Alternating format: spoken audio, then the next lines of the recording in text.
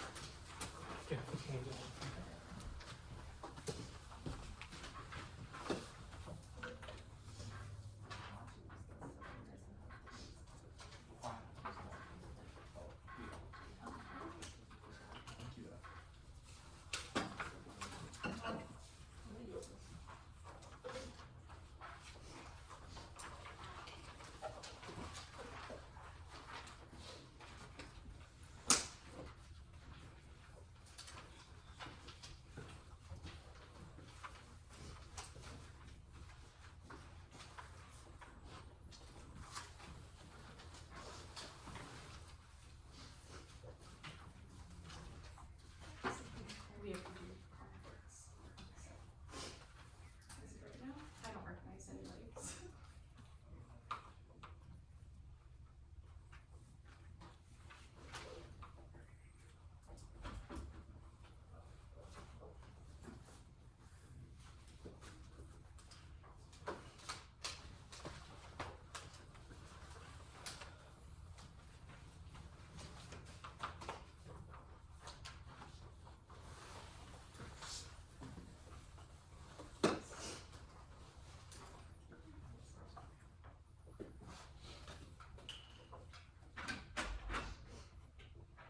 Any conflicts?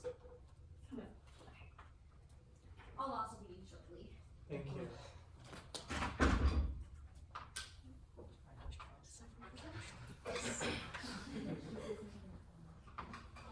I have the phone off, so once we get the notification, I'll let you guys know. Okay, Thank you. Yeah.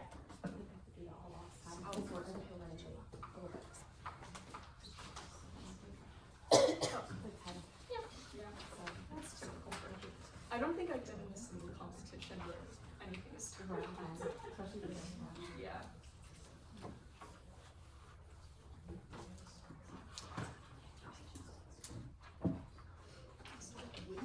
I know. That's why I'm like, I'm out of breath from shaky from this.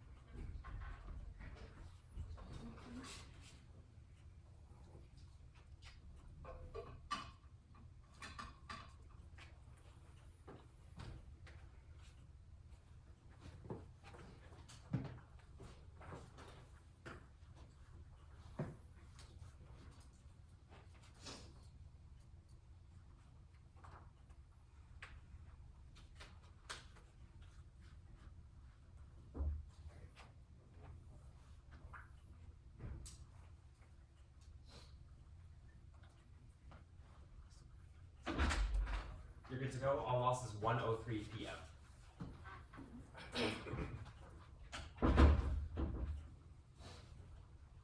Alright, so do we have any pre-trial matters? Yes, Your Honor. Good evening, good morning.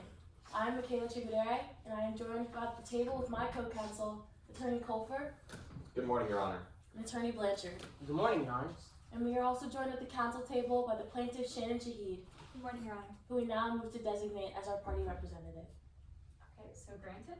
Shall we move forward with pretrial matters, or would you like to hear introductions from the defense? I would like to hear brief introductions from the, oh my god, sorry, from the defense, yes. Yes, Your Honor. My name is Grace Chain, and I, along with my co-counsel, Noah Gilman-Morgan, Good morning, Your Honor. and Melanie Hall, Good morning, Your Honor. will be representing the defendant, Mr. Taylor Hobson, today. Good morning, Your Honor. Thank you. So plaintiff, if you want to proceed forward with any other pre-trial matters. Yes, Your Honor. Since it is our first time having the pleasure of being in your courtroom, we would like to ask your preferences for movement about the well. Shall we ask for permission, or may we move freely? You're able to move freely about the well, yes. Yes, Your Honor. And when approaching the bench, opposing counsel and witnesses, both opposing and our own, shall we let the record reflect or ask for permission? Feel free to let the record reflect, yes. Yes, Your Honor. And when an objection is sustained, shall we assume the offending testimony is stricken or a motion to strike? I would prefer if you motion to strike. Yes, Your Honor. And at this time, the plaintiff moves to invoke Midland's Rules of Evidence, Rule 603 and 615, the constructive swearing in and sequestration of all witnesses, barring party representatives. Alright, will all witnesses raise their hands who are testifying here today? Do you swear to tell the truth, the whole truth, and nothing but the truth, so help you God? Yes. Alright, they're sworn in. Your Honor, today the plaintiff has prepared a bench book full of Midland's Rules of Evidence, case law, and documents of the like. Let the record reflect that my co-counsel is approaching and tendering. Thank you. Your Honor, in addition to the bench book, we also have some pre-admitted exhibits that have been agreed upon by both the defense and plaintiff counsels. Let the record reflect that my co-counsel is tendering Exhibit 6, 11, 12, and the autopsy of Mr. Bancroft, Exhibit 19B. Thank you. Yes. And Your Honor, in addition to Mr. Bancroft's autopsy, both counsel tables agree that all the information on that document is accurate and true, including the time of death and the cause of death being intentional poisoning of rodenticide, and that same rodenticide being found on the Mid-Riverina Express. And that is Exhibit 19B, correct? Yes, Your Honor. Okay. And Your Honor, at this time, the plaintiff is ready to proceed. Is there any pre-trial matters from the defense? Yes, Your Honor. At this time, we'd like to designate Mr. Taylor Hobson as our party representative, and we'd like to invoke Rule 615B, which states that, being a party representative, Mr. Taylor Hobson is not constructively sequestered and therefore able to hear and respond to other witnesses' testimony. I'd also like to turn your attention to the case law, Kisner v. Polk County Hospital on page 3, which states that although an exhibit may be pre-admitted, it doesn't mean the content of such exhibit is necessarily accurate, and either party might contest its accuracy. Oh, the case law. Yes, on page 3. And can you point me to where that was again? On page 3, Kisner v. Polk County Hospital. Okay, yes.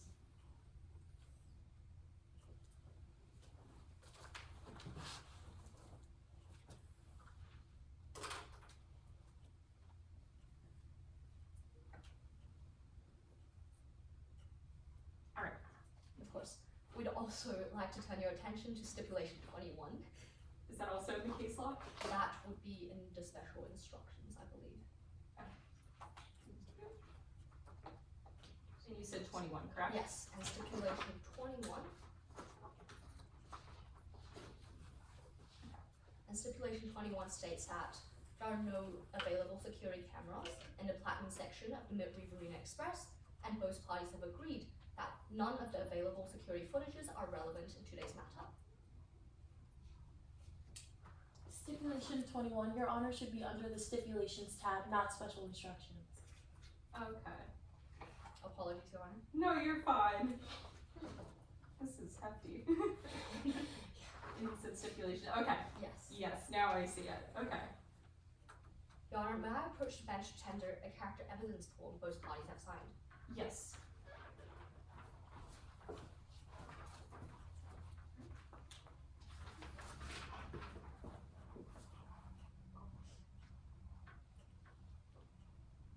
Alright, thank you. The defense has no further pretrial matter and is ready to proceed. Alright, thank you both. Is the plaintiff ready to proceed with their case in chief? Yes, Your Honor. With opening statements, yes.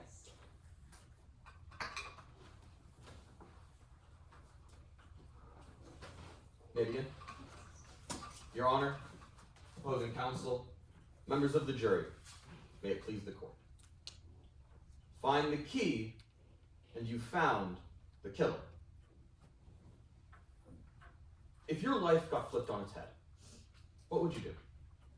If you lost your income, your house, your car, all in the blink of an eye, it's a difficult question to answer.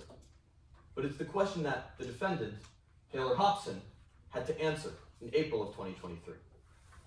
Their father, Avery Bancroft, funded their life of luxury for over a decade before randomly cutting them off overnight. Worse yet, Avery Bancroft threatened to take him out of his will, endangering Taylor Hobson's $380 million birthright. Taylor Hobson needed an answer to that question, and he needed one fast.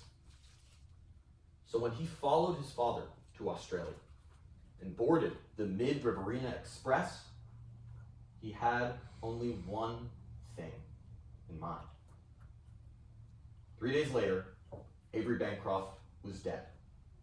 His cause of death being attributed to rat poison that was found in his system. And now, our client has brought a suit against Taylor Hobson. Mr. Hobson is being sued under the Slayer statute. That means that if he's found to have been involved in the death of his father, he becomes ineligible to inherit that $380 million. And in today's case, it's not a criminal case. It's a civil case. We're not here to decide whether or not Taylor Hobson is guilty of murder. We're here to decide whether or not he's eligible to inherit that money. And because this is a civil case, our burden is by a preponderance of the evidence.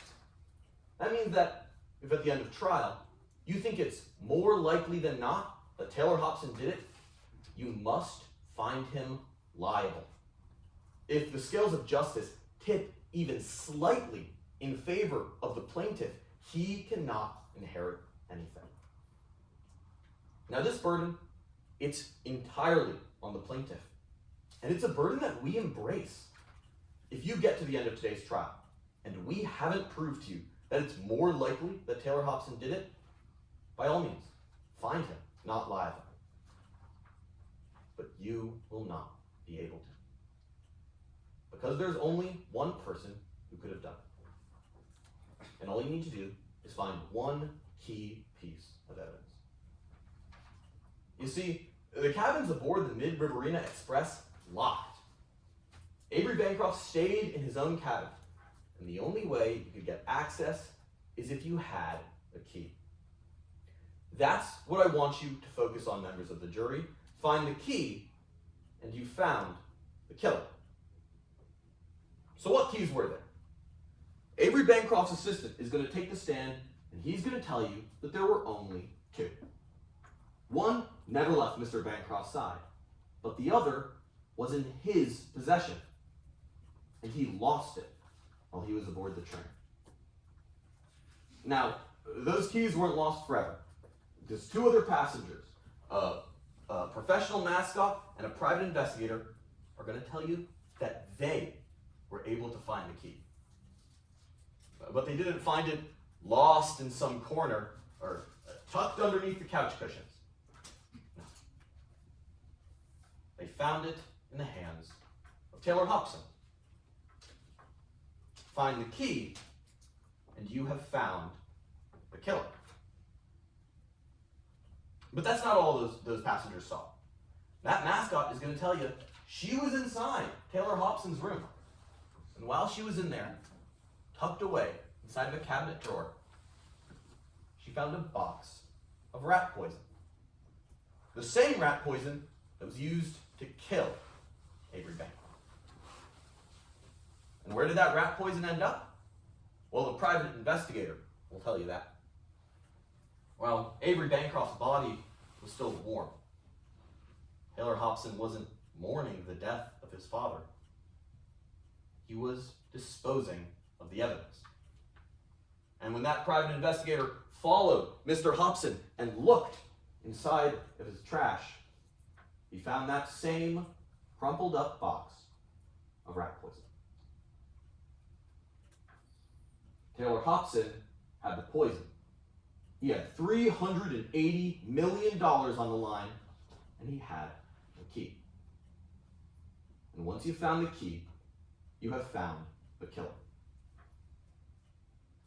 So members of the jury, I want you to keep your eyes open and look for that key. Because there's only one person who had it, Taylor Hobson. And once you found the key, you have found the killer. At the end of today's trial, my co-counsel, Jonah Blanchard, will ask you to find Taylor Hobson liable. Thank you.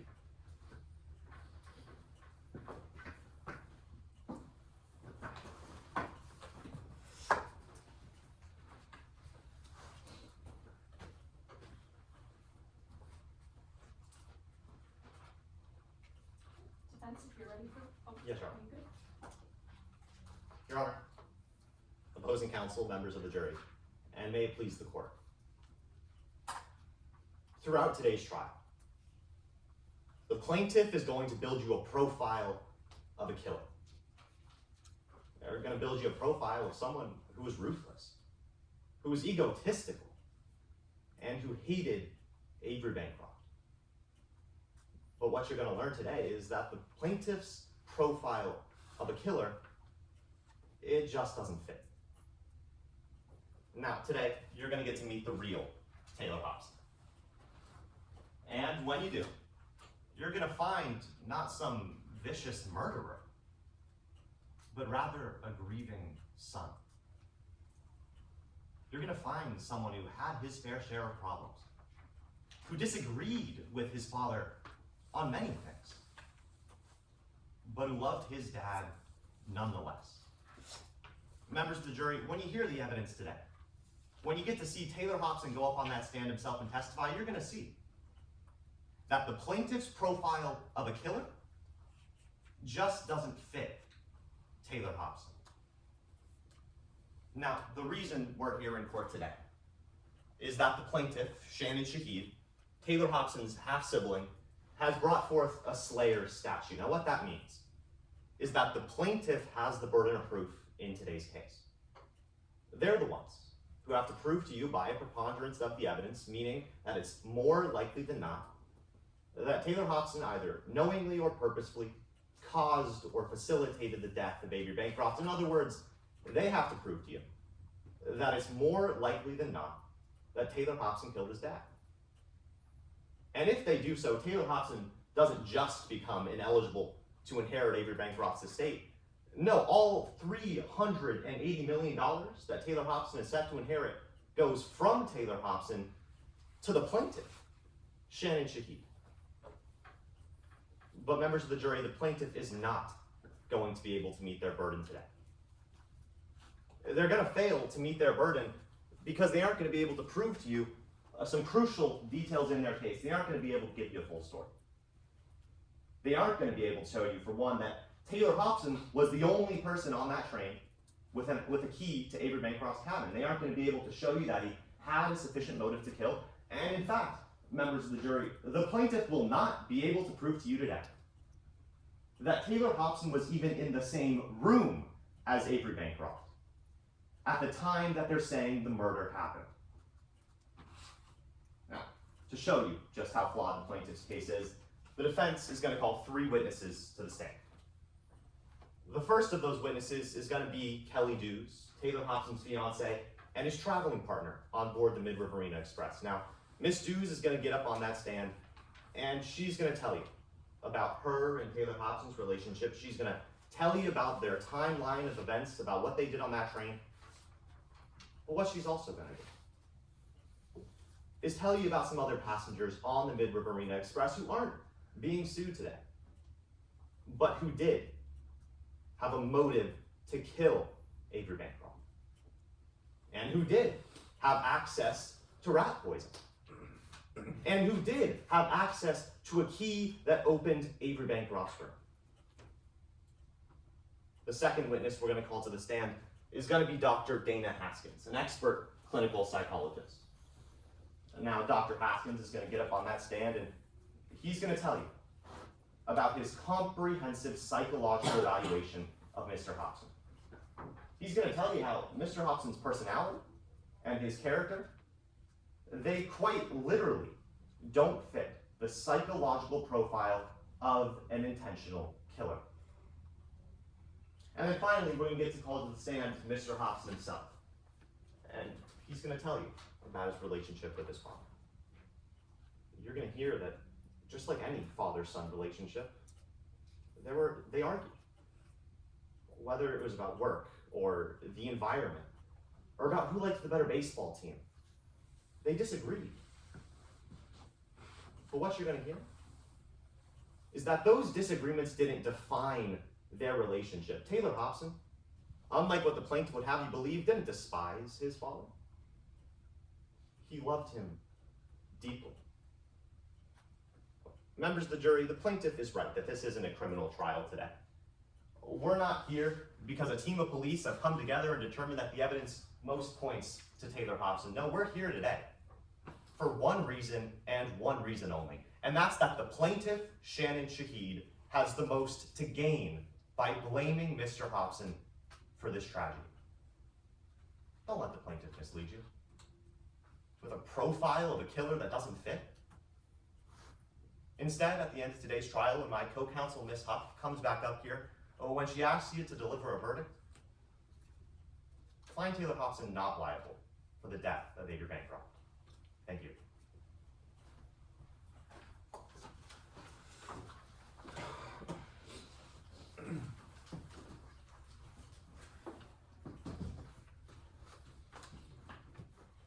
Is the plaintiff ready to proceed with the case in chief at this time?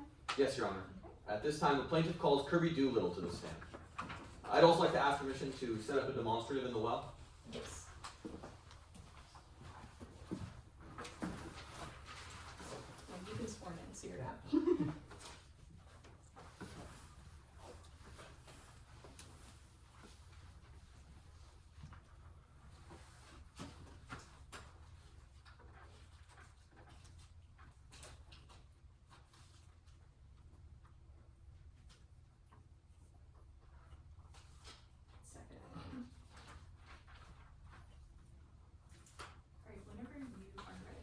Yes, Your Honor.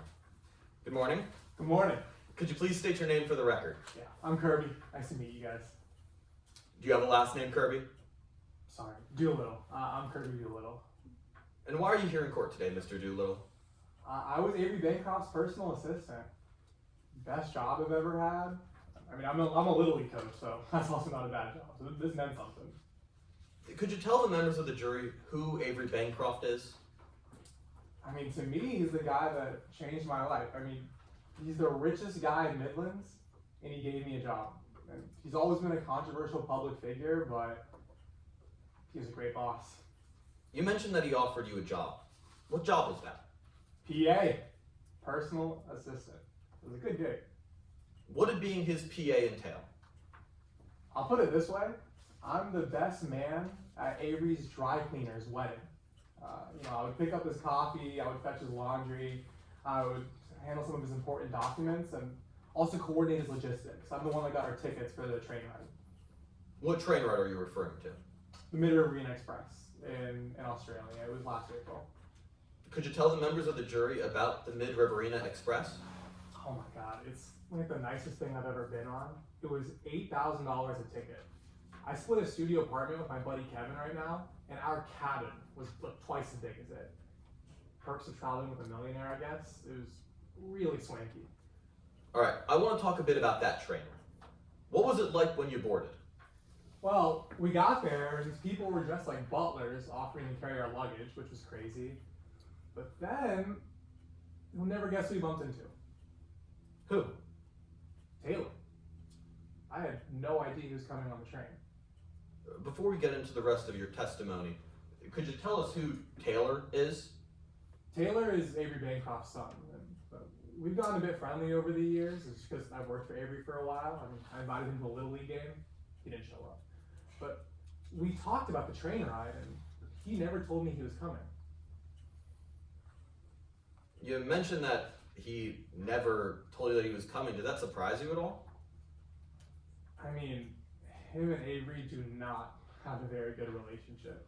I would overhear them arguing over the phone a lot. What would they argue about? Money. It's kind of a common thing to argue about, but Objection, Your Honor. As to hearsay? Do you have a response? Your Honor, I don't believe any statement has been elicited. Arguing about money, there is no truth of the matter asserted in that statement. And I don't believe there was a statement. Do you have a response? If I may, the plaintiff's whole case today hinges on the fact that Avery Bancroft and Taylor Hobson killed Avery Bancroft for the money, so therefore them arguing about money is being used for the truth of the matter asserted in today's case. I'm going to overrule. You mentioned that they would argue about money. Were there any specifics? Avery used to send Taylor this allowance of $50,000 a month. That's a lot more than personal assistants make. It's a lot more than Little League coaches make too. But one day he just cut that off. Did they ever argue about anything else? The big source of contention was Avery's will. Would you recognize a copy of that will if I showed it to you today? I would. Avery made me take it everywhere like it was Tylenol. Your Honor, let the record reflect that I'm approaching opposing counsel and the witness in turn with what has been pre-admitted as Exhibit 6. You should have a copy, Your Honor. What did I just hand you, Mr. Doolittle? A whole lot of money, that's what you just handed me. This is Avery Bancroft's will. And what does that will allot to Taylor Hobson? 95%. Now, you mentioned that they would fight over this will. What specifically? Back in February, Avery was getting cold feet over having Taylor in here. He told me if Taylor crosses me one more time, he's going to lose his spot in the will. Objection, Your Honor. As to hearsay? Any response? Your Honor, this is an exception to hearsay under Rule 8033, a motive intent or plan. Avery Bancroft said that if Taylor Hobson does this, then I'm going to do this. That's a clear plan, and therefore it falls under that exception. Any response? Yes, Your Honor. What the statement being said is talking about a hypothetical situation if Mr. Hobson crosses Mr. Bancroft one more time for off the will, but underlying that there's a second condition. If Mr. Hobson doesn't cross Mr. Bancroft again, then he will stay in the will. There are two conditions existing in this situation, and therefore we don't think it constitutes a clear intent, and therefore do not fall under that exception. I'm going to sustain the objection. Yes, Your Honor. All right, and now I want to move on to. Sorry. Granted, yes. Now I want to move on to that train ride. Did you ever interact with the defendant? Yeah, I interacted with him when I caught him sneaking around Avery's cabin. Sorry, you caught the defendant sneaking around Avery's cabin? Yeah, it was on the 23rd, and I was heading back to Avery's cabin to grab some stuff for an excursion, and that's when I bumped into Taylor and his girlfriend Kelly there. I thought that was kind of weird. Why did you think that was weird? Not the girlfriend thing, just the fact that they were in the cabin. I have no clue how they got in there. Why do you say that? I watched Avery lock that cabin door when we left for breakfast. So I got back there and Avery wasn't in there, and they were, and I was just confused. Who had the keys to Avery Bancroft's cabin? On the first day, Avery got a copy, and then I got a room cabin copy as well. Perks of being a PA. Where did you keep that key? I kept it on my keychain, which I had for a little bit, but Would you recognize a series of photos of that keychain if I showed it to you? I would. Your Honor, let the record reflect I'm approaching opposing counsel and the witness in turn with the exhibits, what's been pre-marked as exhibits 16A through C. Would Your Honor like a copy? Yes, please.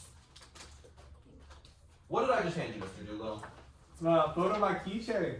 Chuggy's Bar, check it out. My old Little League coach is a bartender there. Is it a fair and accurate copy? Yeah, it is. Your Honor, at this time, plaintiff moves to enter exhibits 16A through C into full evidence. Any objections? No objections, Your Honor. That's very much pre-admitted. Okay, yeah, as is admitted then. Mr. Doolittle, just to be clear, is the key to cabin 1 on this first photo? No, this first photo was taken before we even got on the train. And I mean, I kind of lost my keys pretty soon after that. You lost your keys? Yeah, I promise I'm not that irresponsible. I don't really know where they went. They just disappeared.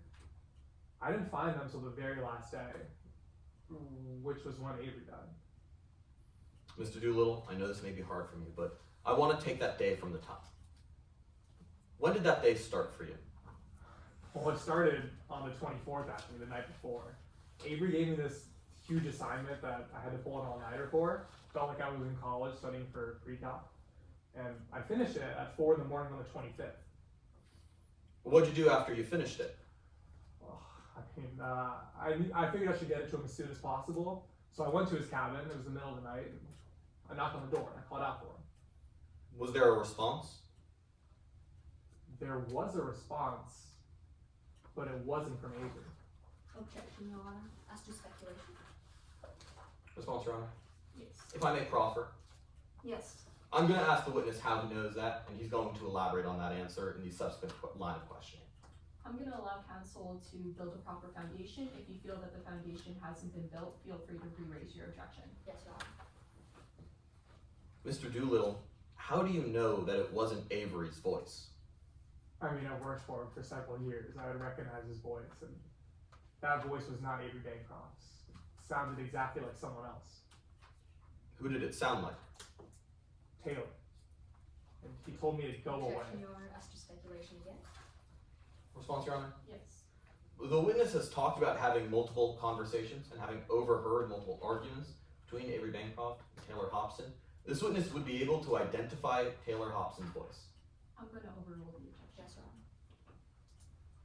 Yes, Your Honor. Mr. Doolittle, just to be clear, whose voice did you hear inside of Avery Bancroft's cabin? It was Taylor's. What did you do after hearing the defendant's voice inside of cabin 1? Well, Taylor told me to go away. I didn't really have much of a choice because the door was locked. So I just figured I would check back in like an hour later and give my assignment to Bancroft then. Did you do that? Not really. I mean, I came back at 5 in the morning. And this time the door was slightly ajar. And when I walked in, that's actually when I found my keys. But they were right next to Avery's body, just collapsed on the ground. He didn't make it. I'm sorry, Mr. Doolittle.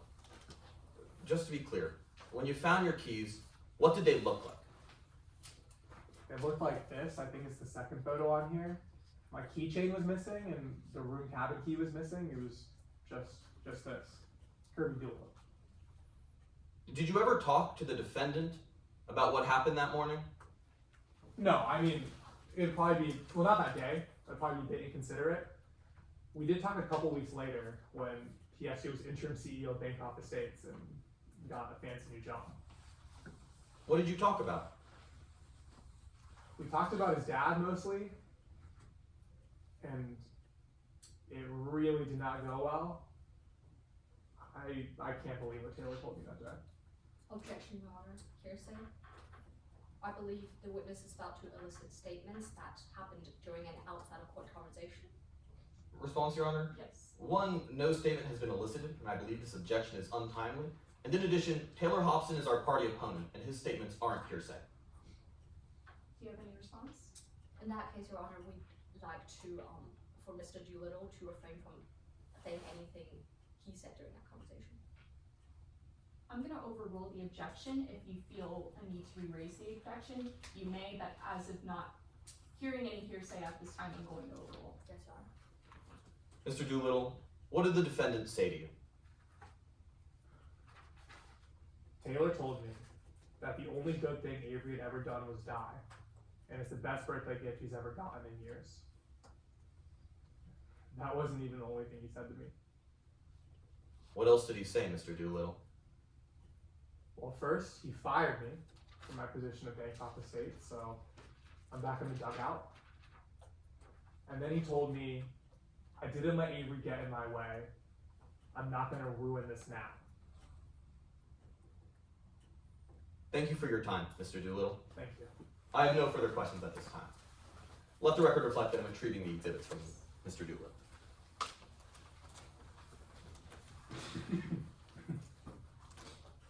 Any cross-examination? Yes, Your Honor.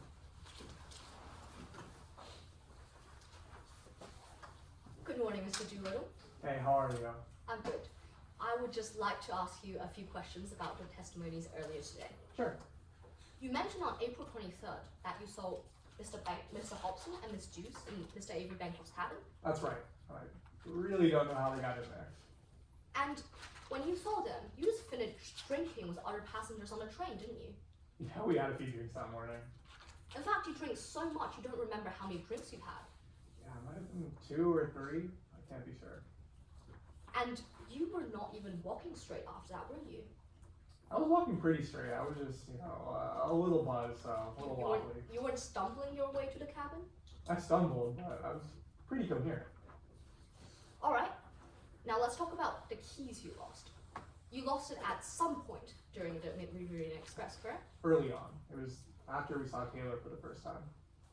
And you don't remember specifically when you lost your keys, correct? No, that's kind of how losing things works. And it's possible you lost it when you were drunk? Maybe. I guess that's a possibility. Okay, moving on to April 25th.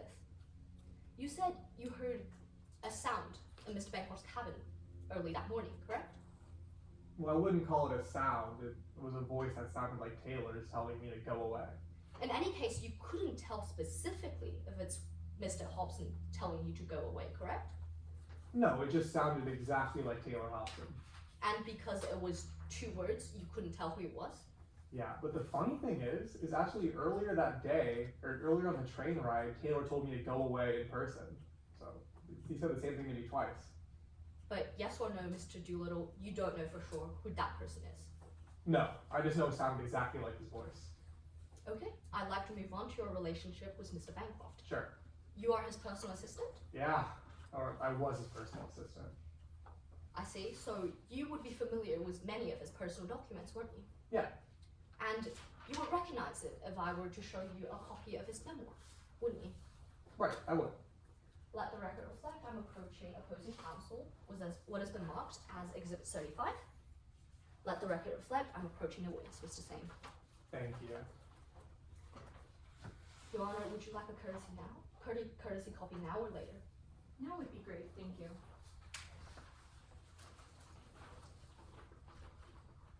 Mr. Doolittle, this is an excerpt from Mr. Avery Bancroft's memoir, correct? Yeah, it is, but he's no Scott Fitzgerald, that's for sure. I see, so it's a fair and accurate copy, Yes, it is. and it hasn't been changed or altered in any ways.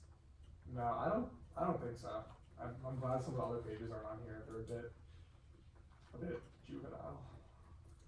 Yes, Your Honor, at this point, defense moves to enter Exhibit 35 into evidence. Any objections? As all hearsay objections are waived to this document, there are no objections, Your Honor. As is admitted. Yes, Your Honor.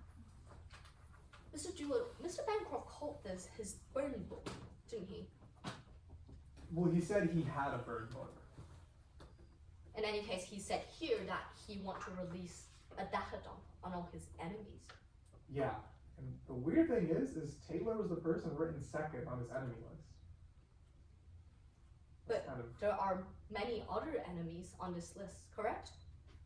yeah, even Shannon's on here, but that's, wow. In any case, many of the enemies mentioned were actually on the train, correct? A few of them were, but I mean, Berkeley wasn't, Reagan wasn't, I don't think Merritt was on there, but I know Taylor and I think Ashley was on there. So Ashley Connor was on the train and in this list. Yes, that's correct. So was Holly Kim, Yes, that's correct. and so was Dana Haskins. Right. Mr. Doolittle, it says Mr. Bancroft's gonna release their secrets in May, correct? Yes, that's correct. And that would be a week after the train ride? Yes, that's correct. Now approach the witness to choose exhibit. Yes.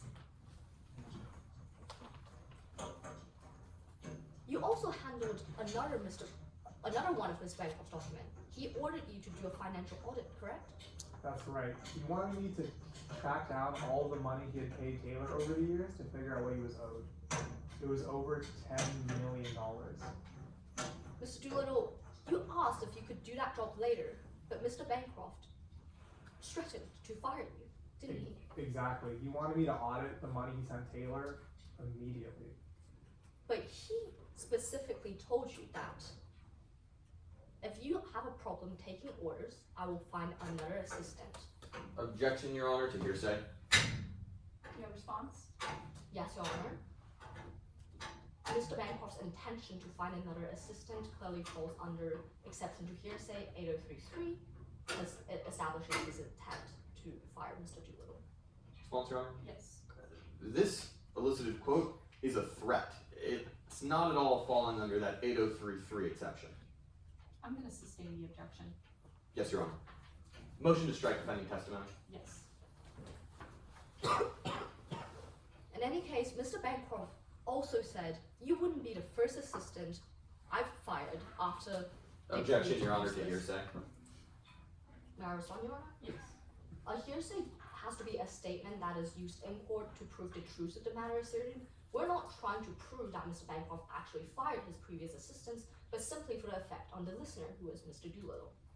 Response, Your Honor. Yes. I disagree that they're not using it for the truth of the matter. This threat to Mr. Doolittle is very clearly being used for the truth of the matter to show exactly what he's saying. I'm gonna overrule. Yes, Your Honor. Yes, Your Honor. Isn't it true that Mr. Bancroft said you wouldn't be the first assistant I fired after they proved their uselessness? Yeah, that's what he said. On the note of Mr. Bancroft's previous assistants, your uncle Corey Hyde was one of them. Yeah, SIBO. He was a hell of a Little League coach. And your uncle Corey is currently in prison for committing crimes on Mr. Bancroft's behalf? Yeah. Well, allegedly on Mr. Bancroft's behalf. That's what he claimed, but the court didn't buy that, unfortunately. But Mr. Bancroft did fire him the second he was arrested. Right, but my uncle committed some crimes. It made sense he lost his job. And you blamed Mr. Bancroft for that, didn't you? At the time. But I met him and I got his side of the story and I understood. You did also mention earlier that working as Mr. Bancroft's assistant is the best job ever. Yeah, there were some long hours, but working for a millionaire, you don't get the opportunity too often. Didn't you think about quitting? Of course. It's still an amazing job.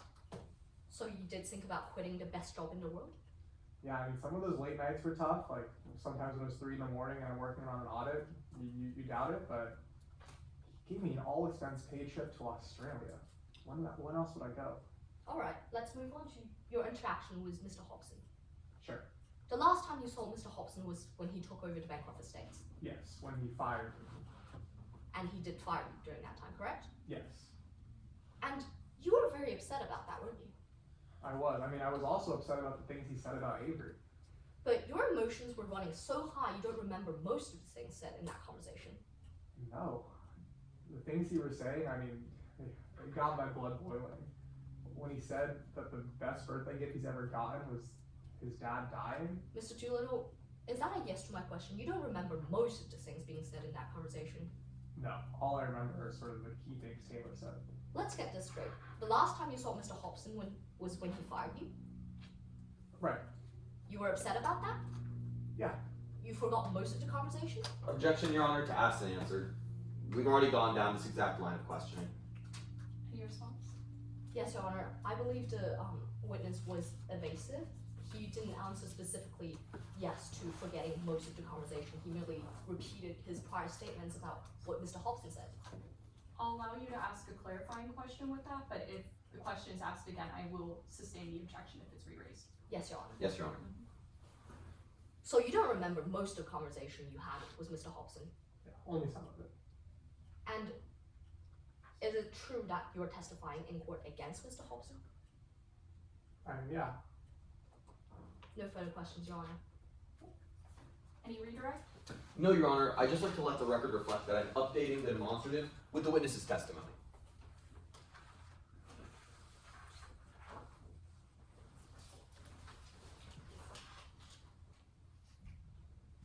And I just ask that Mr. Doolittle be allowed to step down. Yes, excuse. Does the plaintiff have any other witnesses to call today? Yes, Your Honor. At this time, the plaintiff calls Rory Shelton to the stand.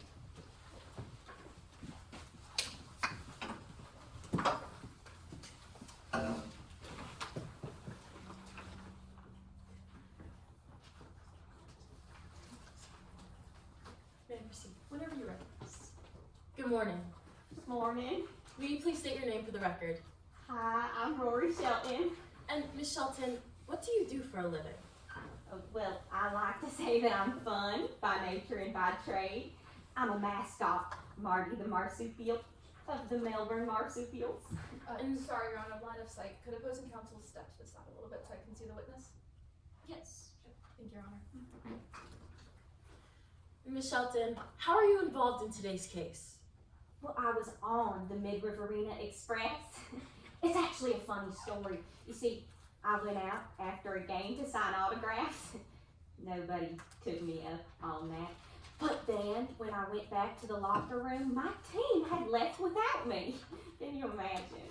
Ms. Shelton, if your team left without you, how did you get on the train? Well, I needed to find a way to get to the next location on my lonesome. Hence the train ride. And did you recognize anyone on this train? You know, just about everyone on the train was from Midlands. And how did that first night of the train ride go? Pretty amazing. There was this welcome dinner at 8 p.m., pretty late for a dinner, but I ended up giving my spot in my room to Kirby Doolittle. If you gave Mr. Doolittle your cabin, where were you staying? I stayed in the crew cabin on the floor, but me and the crew gave a phenomenal rapport. Report in what way, Ms. Shelton? Well, I was unexpectedly upgraded from passenger to crew member honoree. I was even given the trust to replenish towels in some of the cabins. Ms. Shelton, did you ever go inside of cabin 1? I went by there, but I didn't go in at first because I could hear Taylor and Bancroft arguing. Did you hear what this argument was about? I heard Taylor yelling something about managing money. And what happened after this argument, Ms. Shelton? Well, Taylor stormed out looking very upset. Was the defendant holding anything during this interaction? Yes, I noticed it because I had asked Taylor what the issue was, and they responded, "My father." And while they said that, they were jangling around this set of keys. Would you recognize that same set of keys if shown to you today in court? Oh, yes. Your Honor, let the record reflect that I am approaching opposing counsel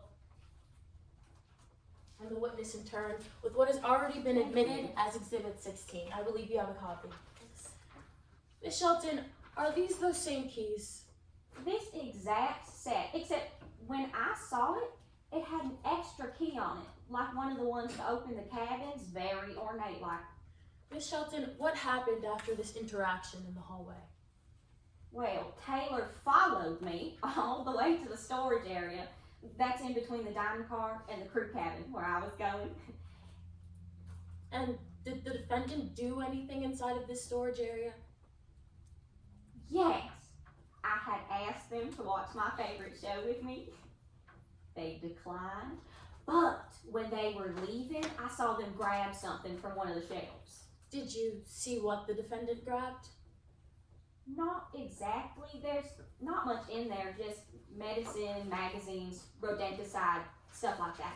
Would you recognize a box of rodenticide as shown to you today in court? Oh, yes. Your Honor, let the record reflect that I'm approaching opposing counsel and the witness in turn with what has been marked as Exhibit 41. Thank you. Ms. Shelton, do you recognize that box? Yeah, this is the rodenticide that was on the train. Is it a fair and accurate copy? It's got the same little critter on it and everything. Your Honor, at this time, the plaintiff motions to move Exhibit 41 as a full exhibit. Any objections?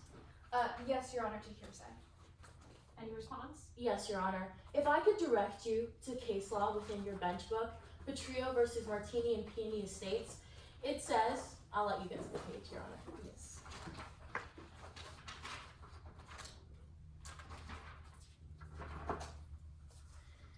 this case law states that labels placed on commercially sold products for the purpose of identifying these products should be excluded as hearsay due to their legal obligation to be truthful to the consumer.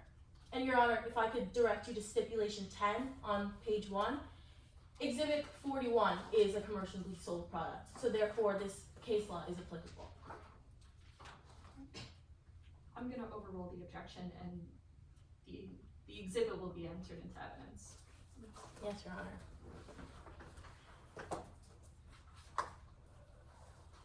Now, Ms. Shelton, what happened after the defendant left the storage area? Well, I realized I just got so darn distracted by Taylor, I forgot to put towels in Avery Bancroft's room, so I walked myself back on over there. And did you see anything inside of Mr. Bancroft's cabin? I did. There was this big paper written in purple pen, read the whole thing. And did Mr. Bancroft see you look at this exhibit? Yes, he said that he was worried that if he signed it, it'd get into the hands of the tabloids. Ms. Shelton, would you recognize this document if shown to you today in court? Yes, I would. Your Honor, let the record reflect that I'm approaching opposing counsel and the witness in turn with what has been marked as Exhibit 8. Thank Would you. you like a courtesy copy, Your Honor? Yes. Ms. Shelton, do you recognize this document? Yes, I do. This is what I saw in Avery Bancroft's cabin. Is it a fair and accurate copy? Yes, it is. Your Honor, at this time, let the record reflect that I will be reading a portion of the defendant's deposition pursuant to Midland's case law, Midland's Television Studios v. COSAC. I'll be starting at line 245. When asked, "What do you mean you were there when he wrote Exhibit 8?" the defendant answered, "Like I mentioned before, during our argument on April 24th, 2024, Bancroft pulled out his legal pad and pen. Well, I guess my jab that he tarnished the Bancroft name hurt him more than I thought, because he said that maybe he should right his previous wrongs. He then wrote out Exhibit 8 in front of me." Your Honor, at this time, the plaintiff motions to move Exhibit 8 as a full exhibit. Any objections? Yes, Your Honor, to authenticity. May I be heard? Yes. Your Honor, as you can see, Exhibit 8 in front of you is not a whole yellow legal pad written in purple pen. It appears to have been torn up in some way. And so until the context behind this change can be established, I don't believe that sufficient foundation has been laid to show that this is in fact the same document that Avery Bancroft wrote in front of Mr. Hobson. Your Honor, may I respond on those grounds? Yes. If I may proffer, further line of questioning will show that this witness saw this exhibit ripped up in Mr. Bancroft's cabin and that they collected this exhibit and pasted it back together themselves.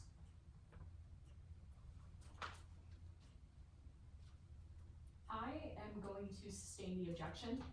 I don't feel that the proper foundation was laid for that, so it'll be sustained. Yes, Your Honor. Yes, Your Honor. Let the record reflect that I'm retrieving Exhibit 8 from the witness. Ms. Shelton, did you see anything on April 25th? Yes, when I left Avery Bancroft's cabin, I saw something in Taylor's cabin on the floor. It was a Chuggy's keychain. Ms. Shelton, Ms. Shelton, is this that same keychain? Oh yes, this exact one. Ms. Shelton, did you see anything else inside of the defendant's cabin? Not on the 25th, but the 24th. That's when I was refreshing the towels. I saw something in Taylor's bathroom drawer. I didn't see it any other time. Ms. Shelton, you mentioned that you saw something. Can you tell the members of the jury what exactly you saw inside of the defendant's cabin? I found a box of rodenticide.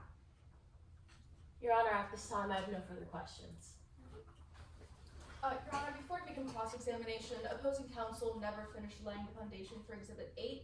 Therefore, we ask that all testimony regarding the exhibit be stricken from the record, as the exhibit was never entered into evidence. Granted. Yes, Your Honor. Your Honor, let the record reflect that I'm publishing Exhibit 41 that was admitted into the jury. Scared to touch it.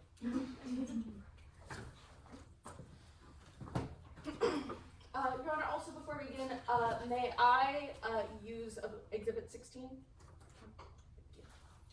As long as it's, yeah. Yes, Is that Your okay Honor. with the opposing counsel? Yes. Proceed, proceed. Sorry. May I inquire as to the time remaining for cross-examination? Yes, 1721.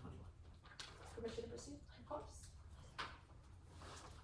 Good morning, Ms. Shelton. Good I want to morning. start by asking you a few questions about your testimony on direct examination. Oh, of course. Showing the witness what has been admitted as Exhibit Thank you. 16. You saw Mr. Hobson with these keys, correct? Yes.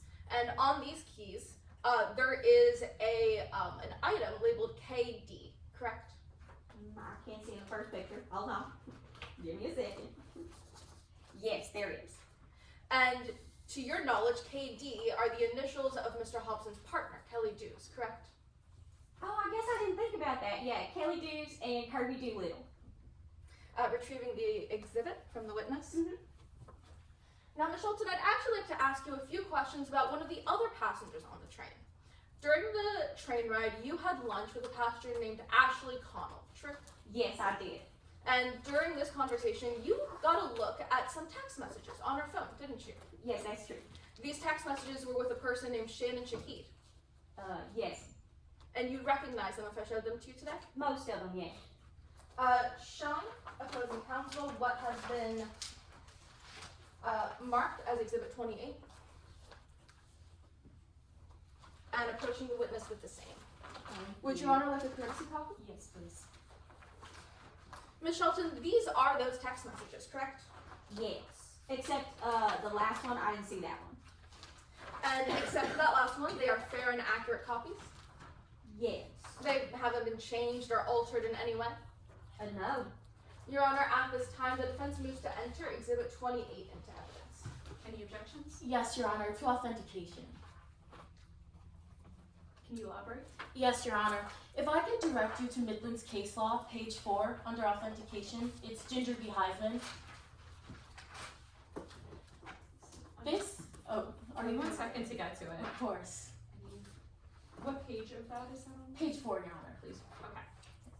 This case law states that emails and text messages can be properly authenticated when jury is given reasonable when there is in fact an email, a phone number, or address coming from the said contact. These emails only have the contact name Shannon Shahid, and therefore because there is not an email address or phone number attached to the contact, there is no way to properly authenticate that these text messages are in fact from Shannon Shahid. Any response? Yes, Your Honor. As Ginger v. Heisman says, it is authenticated when we produce evidence, direct or circumstantial, that will allow a reasonable jury to determine the author of the message. In this case, the fact that the contact listed is Shannon Shahid is in fact sufficient to meet the standard in Ginger v. Heisman. The contact serves as the address that is listed within Ginger v. Heisman. Your Honor, may I respond on those grounds? Briefly. The witness saw these text messages on Ashley Connell's phone. So the text messages from Ashley Connell are properly authenticated. But once again, a simple contact name is not enough to authenticate that these are Shannon Shahid's text messages. And per the case law, it's not applicable due to there being a lack of a number or email address. Your Honor, may I respond with alternate case law? Yes. Additionally, on that same page, Filto v. Winnett establishes that the authentication will be satisfied as long as the counsel is able to meet a preponderance of the evidence standard. In this case, the fact that the contact is listed as Shannon Shahid means that it is more likely than not that the person being texted is Shannon Shahid, unless opposing counsel has some particularized reason to believe otherwise. I'm going to sustain the objection. Yes, Your Honor.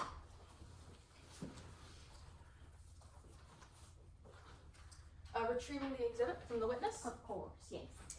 Now, Ms. Shelton, when you were on Ashley Connell's phone, you saw that the contact named Shannon Shahid had an incoming call, correct? Yes, I actually don't know who Shannon is. And when you, and during that same lunch, you heard Ashley Connell call someone who she referred to as Shannon, true? Yes, Bailey said that it was their family psychic, I think. We had a family psychic. It was my aunt. She told me our family dog used to speak to her. I thought that was a little weird because he didn't speak when he was alive, but... And On this call, this person asked Ashley Connell about a favor. True? Yes, vaguely, yeah. This person said, if Avery is planning a change, I'll need you to take care of it. Objection, Your Honor, to hearsay. Any response? Yes, Your Honor, this falls under the party opponent exception. Under case law Filto v. Winnett, we have sufficiently established that the person on this phone call is Shannon Shahid by preponderance of the evidence, which I may elaborate if you would like. Your Honor, may I respond on those grounds? Yes. Privy to your last ruling on the contact name Shannon Shahid, the fact that the witness saw this contact name but not a direct email address or phone number shows that they have not fulfilled that burden, and therefore it does not fall under the party opponent statement. Response, Your Honor? Yes. In this specific, the opposing counsel is correct that the text messages lack sufficient evidence to suggest that the person was Shannon Shahid. In this case, however, we know not only that Ashley Connell referred to this person as Shannon Shahid, but that they are also a psychic, and they are familiar with a person named Avery. In this case, Shannon Shahid is not only a psychic, but the daughter of Avery Bancroft. Therefore, it is far more likely than not that the person on this phone call was in fact Ms. Shahid. I'm gonna overrule the objection. Yes, Your Honor. I'll re-ask the question, Ms. Shelton. On this phone call, Shannon Shahid said, if Avery's planning a change, I'm going to need you to take care of it. Is that correct? Yeah, I guess. Now, I'd like to move on to some of your own observations aboard the Mid-Riverina Express. You, as you mentioned, worked for the crew on the train, correct? I didn't work for her, I was like their best friend or something. Well, you were frequently in the storage area, right? Yeah, that's how I got through to the crew cabin. And you knew that there was rodenticide in the storage area. Yes. And to your knowledge, any adult would have been able to take rodenticide out of the storage area, true? I think so. You spoke to Avery Bancroft on the train ride, didn't you? Oh, briefly.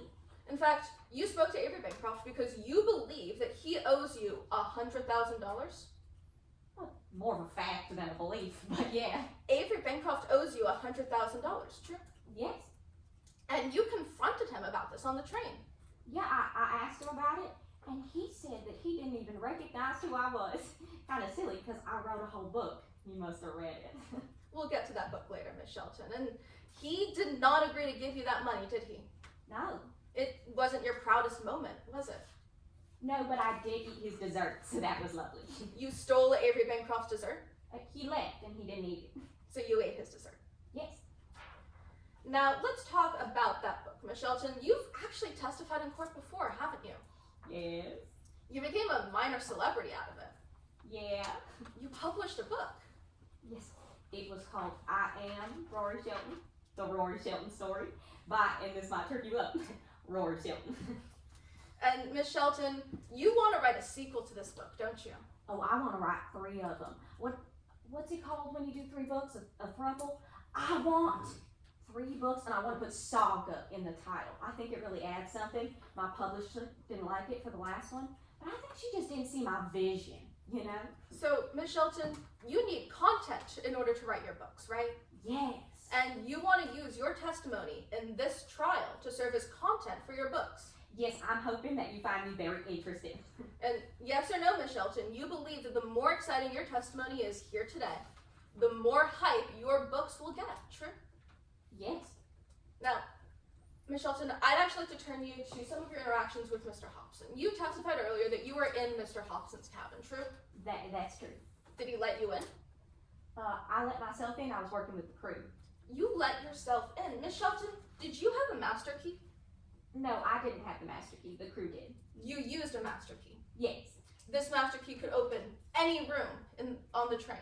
Yes, but don't worry. The crew kept it nice and safe. Well, that's interesting, Miss Shelton, because you knew where that key was. No. Is it your testimony today that you don't know where the key was? The crew always gave it to me. Miss Shelton, are you testifying today that you never hid the master key in the crew cabin? Well, I did hide it, but I don't know if that's where it went. So, to be clear, Miss Shelton, you had access to the key, and you had access to the key, When they gave it to me, yeah. and you didn't always return it directly to a crew member. No, they always found it later. I told them where it was. Did you watch the crew members find it later? No. So you don't know for sure that crew members always had access to the key. I guess not. And Ms. Shelton, when you were in the crew cabin hiding the key, Mr. Hobson was also present, true? Oh yeah, Taylor asked about it. I told them exactly what the master key did. In fact, after you hid the key in the crew cabin, you took it again. And you took it again, and you entered Mr. Hobson's cabin. Objection, Your Honor, to a compound question. Your Honor, the witness appeared confused, so I'm adding additional context to the question. I'm happy to rephrase. Yes, please. Ms. Shelton, after your conversation with Taylor Hobson, you took the master key again. Oh, okay. I was a little confused because I hid it after I did Taylor and Bancroft's cabins.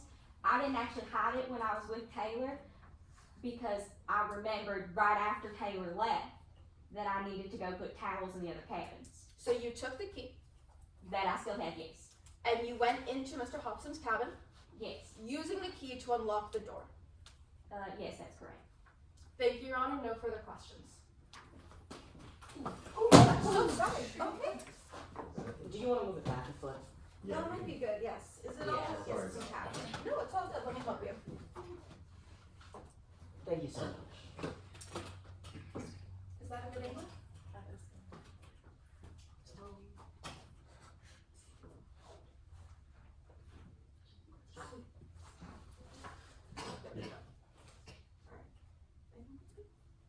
My apologies. All good. Any redirect? No redirect, Your Honor. Just let the record reflect that I am adjusting the demonstrative to reflect the witness's in turn previous statements. And at this time, Your Honor, I ask that the witness just be allowed to step down from the stand. Yes. You?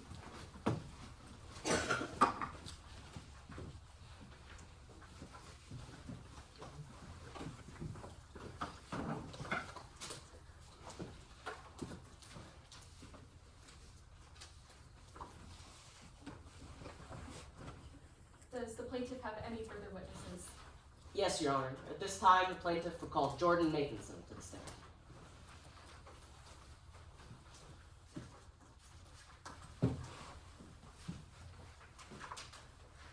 We must spare our troubles with this, Your Honor. It's Brendan. You are okay.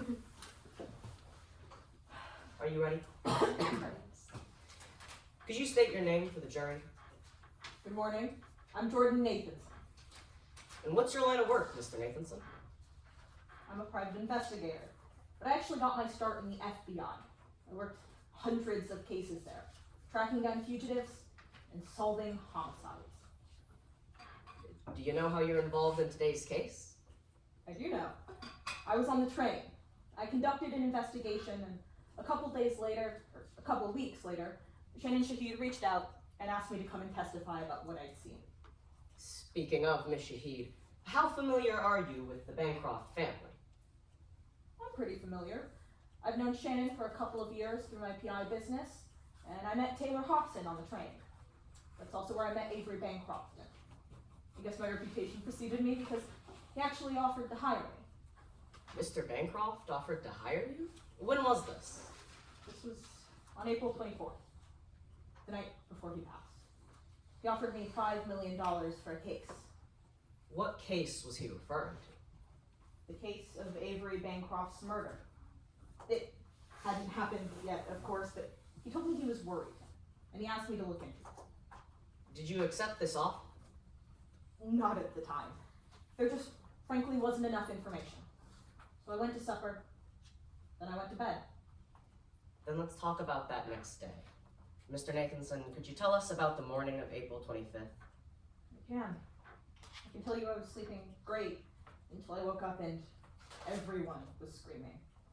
I went to go check it out, and I found them in cabin 1. Avery Bancroft was dead. Do you know what his cause of death was? I do. I got my hands on the autopsy when it came out. Your Honor, let the record reflect I'm approaching opposing counsel and the witness in turn with what has been pre-entered as 19B. You have a copy on your counsel table. Mr. Nathanson, what have I just handed you? This is that autopsy report. And what does it say about what caused the death of Avery Bancroft? Well, the toxicologist concluded that Avery Bancroft died because he ingested rodenticide between 12:15 and 4:45 a.m. on April 25th. It also concludes that rat poison matched a type found on the train. Your Honor, let the record reflect I am approaching to collect. Now, Mr. Nathanson, I'd like to talk about the rest of April 25th. Of course. Could you tell us what you did that day? I decided to take Avery Bancroft up on that case, post-mortem and pro bono. You see, I had turned him down because figuring out who wanted to kill Avery Bancroft would have been like looking for a lawyer in a courthouse. But figuring out who could have killed him, that was far easier. What do you mean by that? Well, that morning, I spoke to his personal assistant, Kirby Doolittle, who told me that he had checked Avery Bancroft's door that night. Objection, Your Honor. Hearsay? If I may respond? Yes. Your Honor, we actually just called Kirby Doolittle to testify to this fact. We're not using this witness saying it to prove that fact, since it's already on the record. We're using it for a subsequent action. If you'll allow the witness to finish, he'll go on to tell you about how this informed his investigation. Any response? Yes, Your Honor. Then in that case, I would ask that we issue a limiting instruction to the jury that clarifies that this statement from Jordan Nathanson is not being used to prove the matter asserted, and it should not be taken as such during jury deliberations. Okay, I'm gonna grant that and allow this line of questioning with this particular statement, but only limited to the fact that it's for the effect on the listener and rather not the truth of the matter asserted. Absolutely, Your Honor. Yes, Your Honor. Thank you. Now, Mr. Nathanson, could you continue? Of course. Kirby Doolittle told me that he had checked Avery Bancroft's door that night. It was locked. That was the first clue I had to go on. Well, what'd you do with that information? Where there's a locked door, there's a key. Or, I guess in this case, there's 3 keys. Each passenger was given 2 keys to their individual cabin when they boarded the train. And there was also a 3rd key, a master Objection, key Your I Honor. found in my... Lack of foundation. If I may? Yes. The witness was actually cut off from explaining how he knew about the master key. If you just allow him to finish his answer, if opposing counsel still has a problem with the foundation, they could re-raise. Yeah, I'm gonna allow the line of questioning. Please lead a proper foundation. If not, feel free to re-raise your objection. Yes, Your Honor. Mr. Nathanson, could you tell us what you know about the keys on the Mid-Riverina Express? I know that when I boarded, each passenger was given 2 keys to their respective cabin. For cabins with 2 or more passengers, they were only given 2 keys. I also know that in my investigation, I found the train's master key in the crew cabin. Well, let's take those keys. Objection, Your Honor. Again, to lack of foundation. No foundation has been laid to show how this witness knows that those keys were given to specific people on the train or specific cabin types on the train. Any response? Yes, Your Honor. The witness said that this happened when they boarded the train as a group. This happened to all of them, including Mr. Nathanson, who was given the keys to his own cabin. This is something he observed.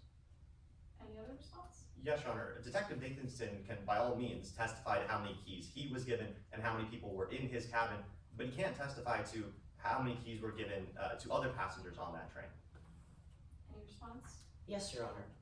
I reiterate that this witness watched the other passengers be given keys. This was happening as they boarded the train as a group.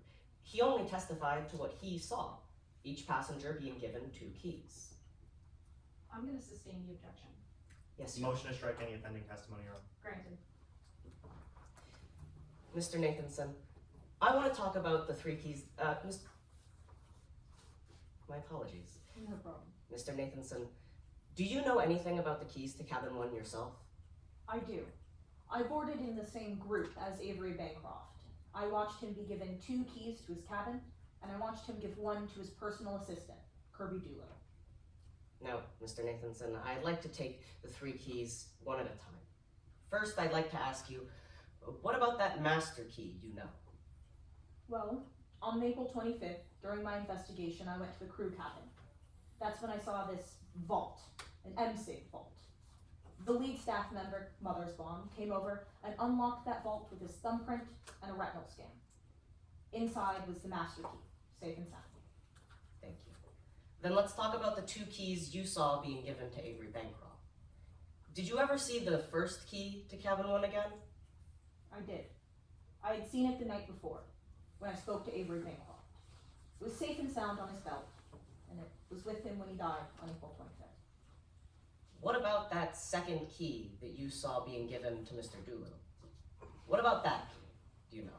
Well, like I said, I'd seen it be given to Kirby, but he was also my roommate. And the next day, I watched him overhaul the entire bunk looking for it. He showed me a photo of his keys and asked me to keep an eye out. Would you recognize a photo of those keys if I showed them to you today in court? Absolutely. Your Honor, let the record reflect that I'm approaching opposing counsel and the witness in turn with what has already been entered as Exhibit 16A through C. You have a copy on your desk. Thank you. Mr. Nathanson, what have I just handed you? These are photos of Kirby's keys. This first one was taken a few days before the train. He showed it to me. This was a photo from my investigation. The keys as they were found in Avery Bancroft's cabin on the 25th. Between these two photos, Kirby Doolittle was given his key, and he lost his key. Thank you, Mr. Nathanson. If the cabin 1 key's not on there, could you describe it briefly for the jury? Of course. These cabin keys were pretty heavy and ornate, something straight out of the 1700s or I guess the 70s. They're pretty heavy metal. They had an engraving at the top of each one with the number for the cabin they went to. And the spare cabin 1 key that wasn't on that keychain. Do you know if you ever saw it again? I did. I saw it towards the end of my investigation on April 25th. Tell us about when you saw that second key, Mr. Nathanson. I was leaving Avery Bancroft's cabin, and I saw Taylor Hobson exiting cabin 3. What was the defendant doing as he exited cabin 3? He was holding this tied off plastic bag in one hand and his keys in the other. Did you see which keys the defendant was holding? I did. He used cabin 3 on his door, his cabin was cabin 3, and he used one of those keys on the door. It had a 3 engraved on the top that was his own cabin key. The other key had a 1 engraved on the top. It was the missing key to Bancroft's cabin. Did the defendant go anywhere with that plastic bag and key? I did. I followed him to the storage cabin at the end of the train. It was where the sort of large trash bin was, and I waited for him to leave. Why'd you wait for the defendant to leave? Because what I was going to do was a little bit gross. I went over to that trash bin. I found that same plastic bag, and I opened it up. What did you find inside, Mr. Nathanson? I found a few scraps of paper and a box.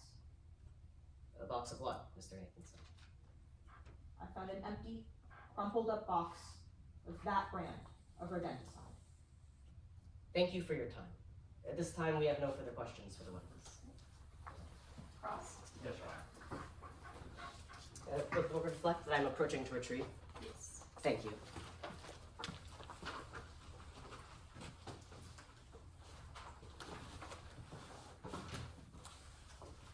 Before I proceed, may I borrow your copy of Exhibit 16A? Yes. The same one you received. Thank you so much.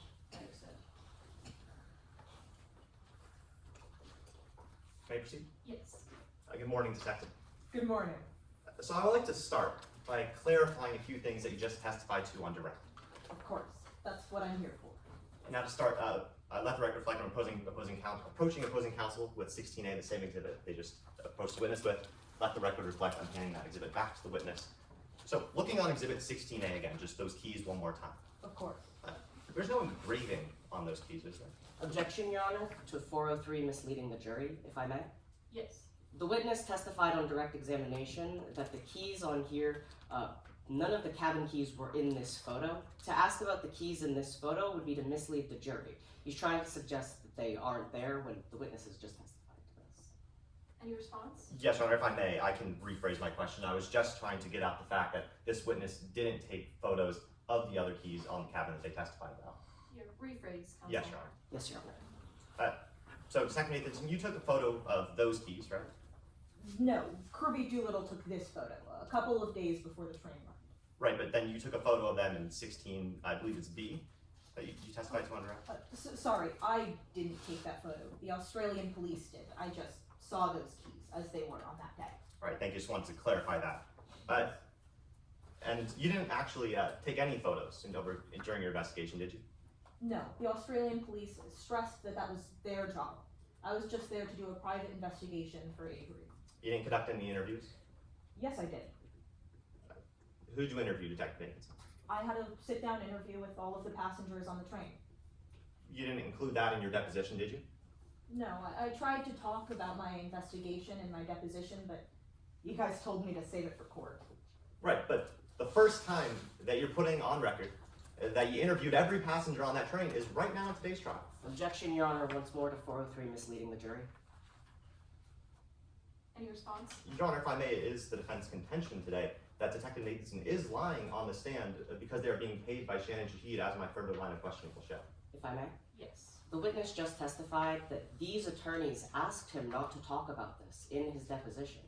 To then ask him why he didn't talk about it in his deposition as if he were omitting some facts is to mislead the jury as to what is going on. Any response? Yes, Your Honor, if I may. Detective Nathanson did go through a deposition, and that is 10 pages.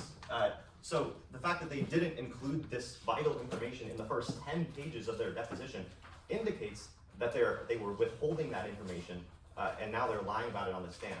At the end of the deposition, defense attorneys did tell Detective Nathanson to save any further observations for trial, but the fact that they didn't include it in the first 10 pages is absolutely admissible in court. Your Honor, if I may? Yes. I could actually direct you to a piece of case law on this matter if I could locate it. Just one moment of the court's indulgence, please. Of course. You understand.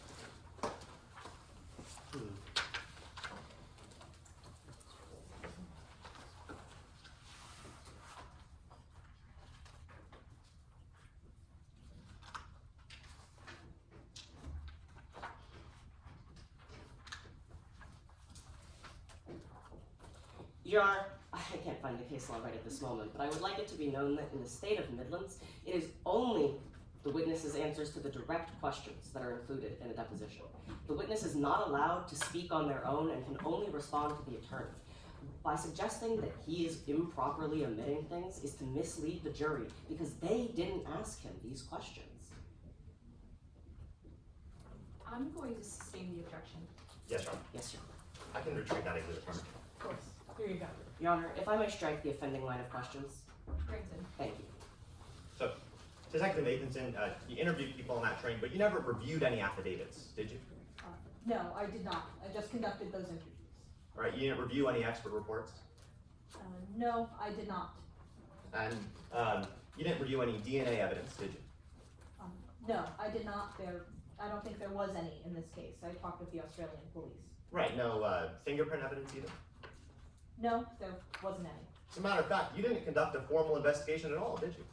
No, I just worked with the Australian police in my capacity as a private investigator.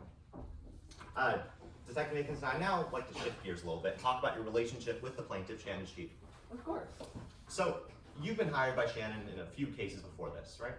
Yeah, I'd say maybe once a quarter for the past couple of years. Right, and you mentioned on direct that Shannon had reached out to you prior to the train ride about the Mid-River Marina Express. I hadn't said that, but that is correct. She did. She did. At this time, let the record reflect, I'm showing opposing counsel what has been pre-marked as Exhibit 27.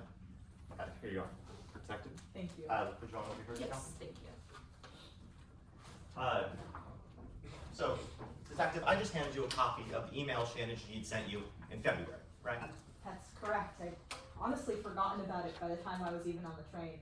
I never responded because I wasn't planning to be in Australia until I was for a case about, actually pretty interesting, but sorry. I was in a case in Sydney. And Your Honor, the this train time basically- objection as to non-responsive. My question was simply, do they recognize this email, not the context of this email? If they would like to elaborate, they can do so on redirect examination. Yeah, I'm going to direct the witness to answer yes or no to the question. Yes, Your Honor. Motion to strike everything after yes. Yes, granted. So, Detective, that's a fair and accurate copy of that email. Yes, it is. hasn't been changed or altered in any way. No. At this time, the defense moves to enter Exhibit 27 into evidence. Any objections? None, Your Honor. Okay, so it's moved. So, Detective, I'd just like you to read silently as I read aloud, starting first at that date. It says February 3rd, 2024. That's correct. And then it starts with Shannon Shahid writing you, my dear friend Jordan. Yeah, that's pretty sweet of her. I don't know her that well, but yes.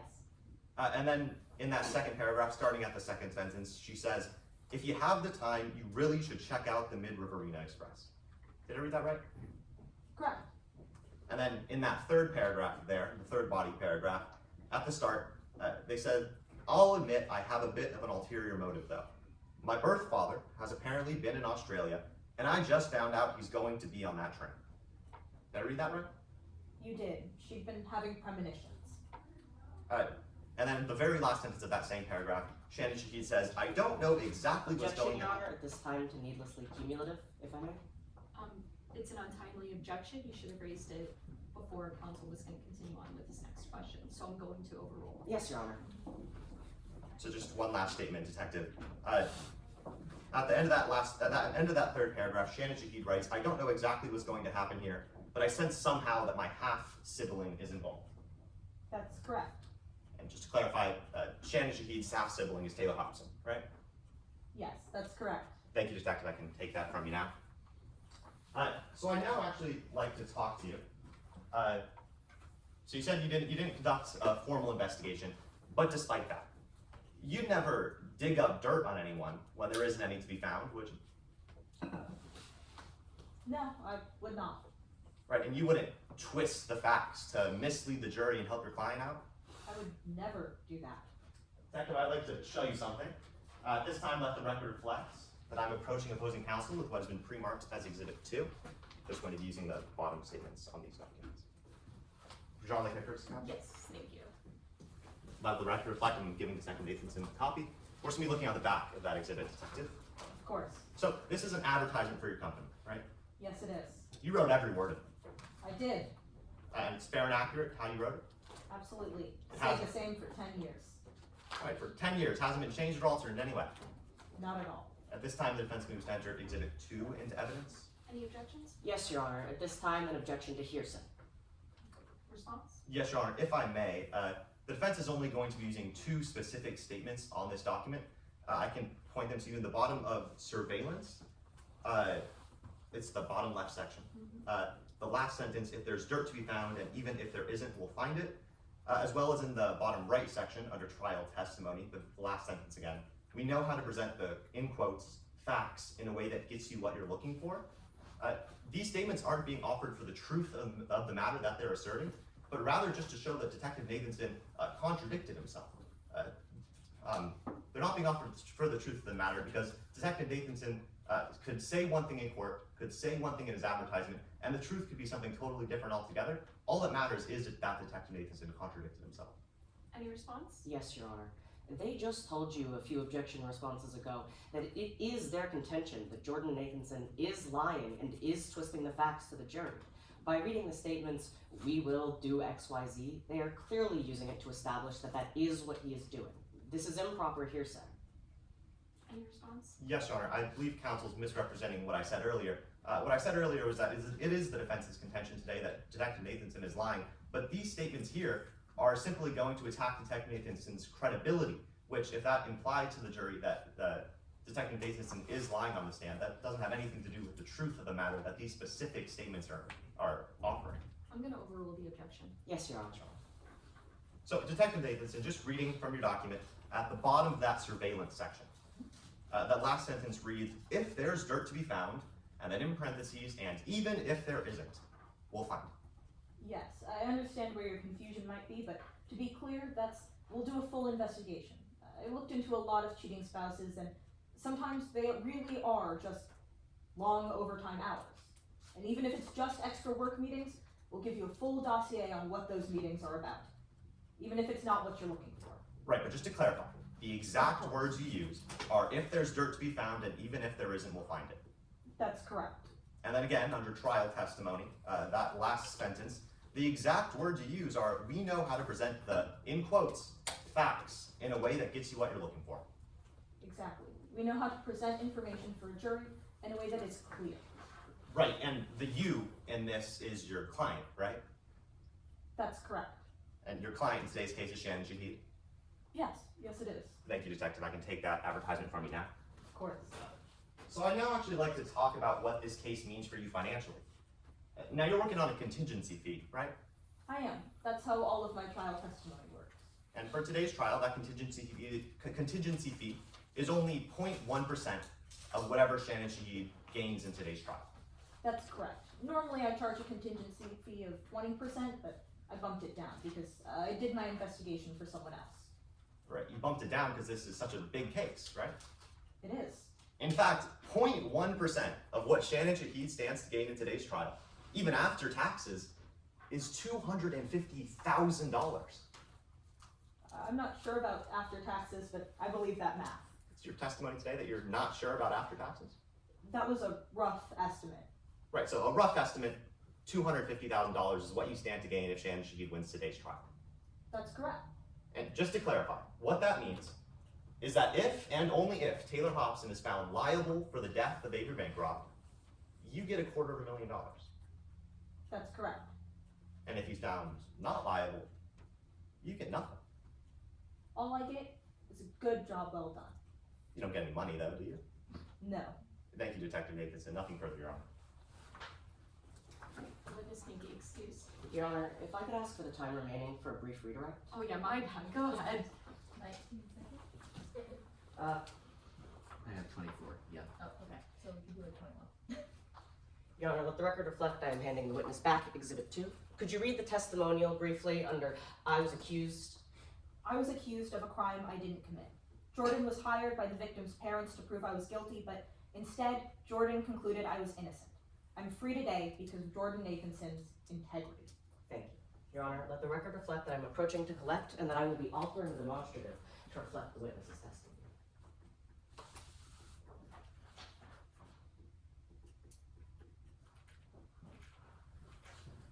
At this time, we ask that the witness be excused from the stand.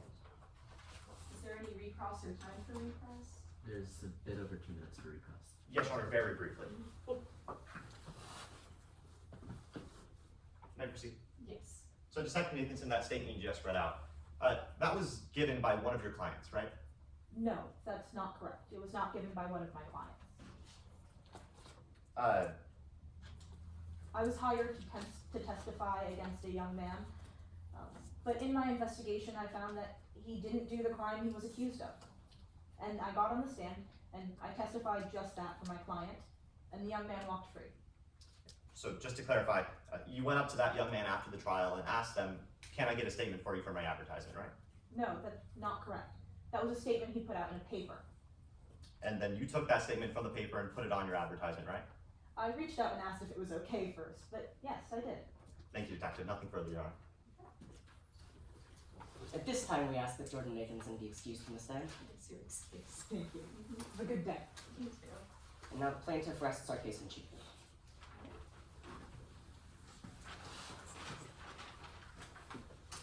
So I believe it's custom that there's a break at this time. 5-10 minutes. Your Honor, we would actually first like to ask the timekeepers how we're doing in regards to total loss. All losses in 1.5 hours. I think maybe Max? Whatever you're amenable to. I would like a brief break, a short 5, 3, or 4, just to get water in the 5 bathroom. minutes is Okay. a 5-minute break. 5 minutes. All right. Okay. Thank you, Your Honor. The bathroom is Yes. downstairs. I always get shot down when I say 3-minute break. A 3-minute break would honestly be nice. It's just, it's like, it's not precise. It's not really. All I want's a sip, you know? Here. It says it's on the third line. Hopefully, we can also.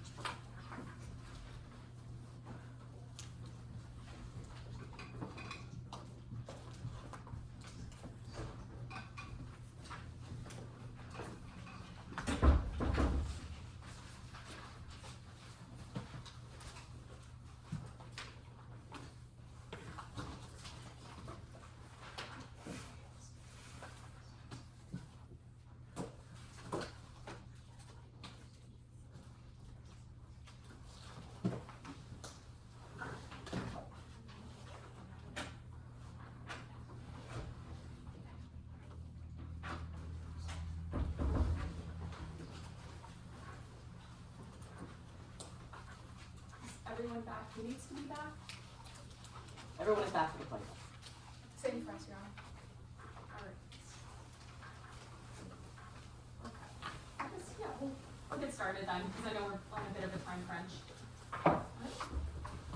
Is the defense ready to present its case in chief? Yes, we are. The defense calls Ms. Kelly Deuce to stand.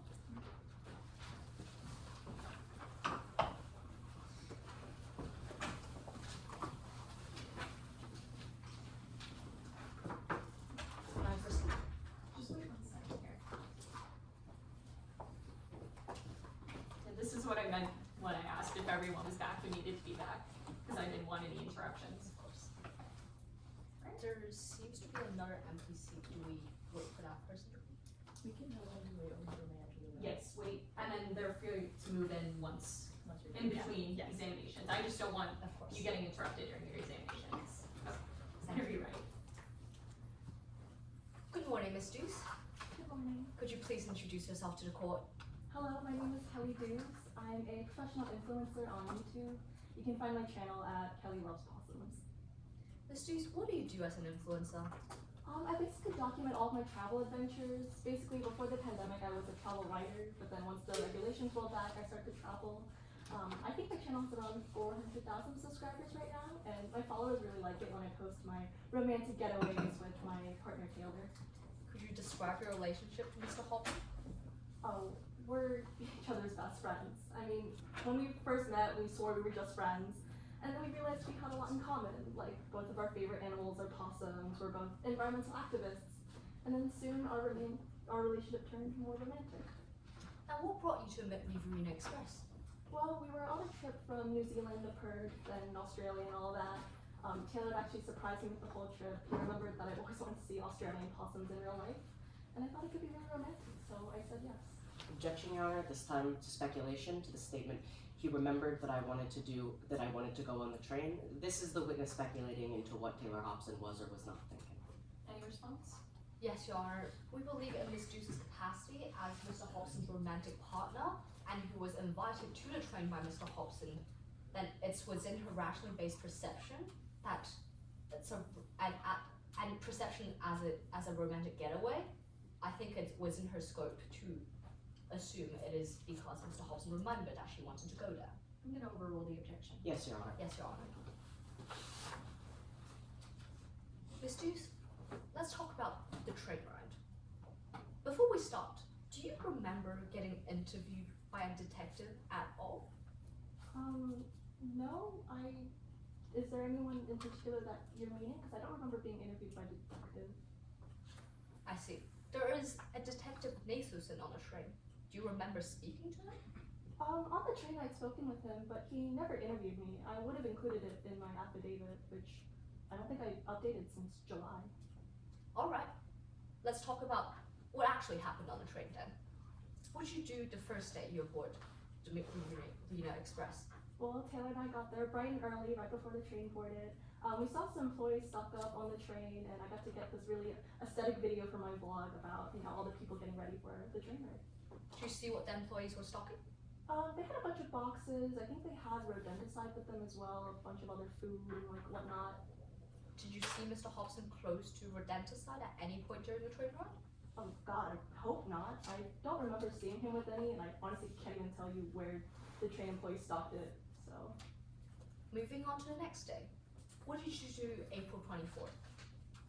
That day, I decided to, spend some time on the train. Taylor and I actually bumped into his father, Mr. Bancroft, who was also on the train with us, and he invited us out to an afternoon tea. But I didn't realize that would be my last chance to really get to know Taylor's father. Miss Deuce, did you know Mr. Bancroft prior to boarding the train?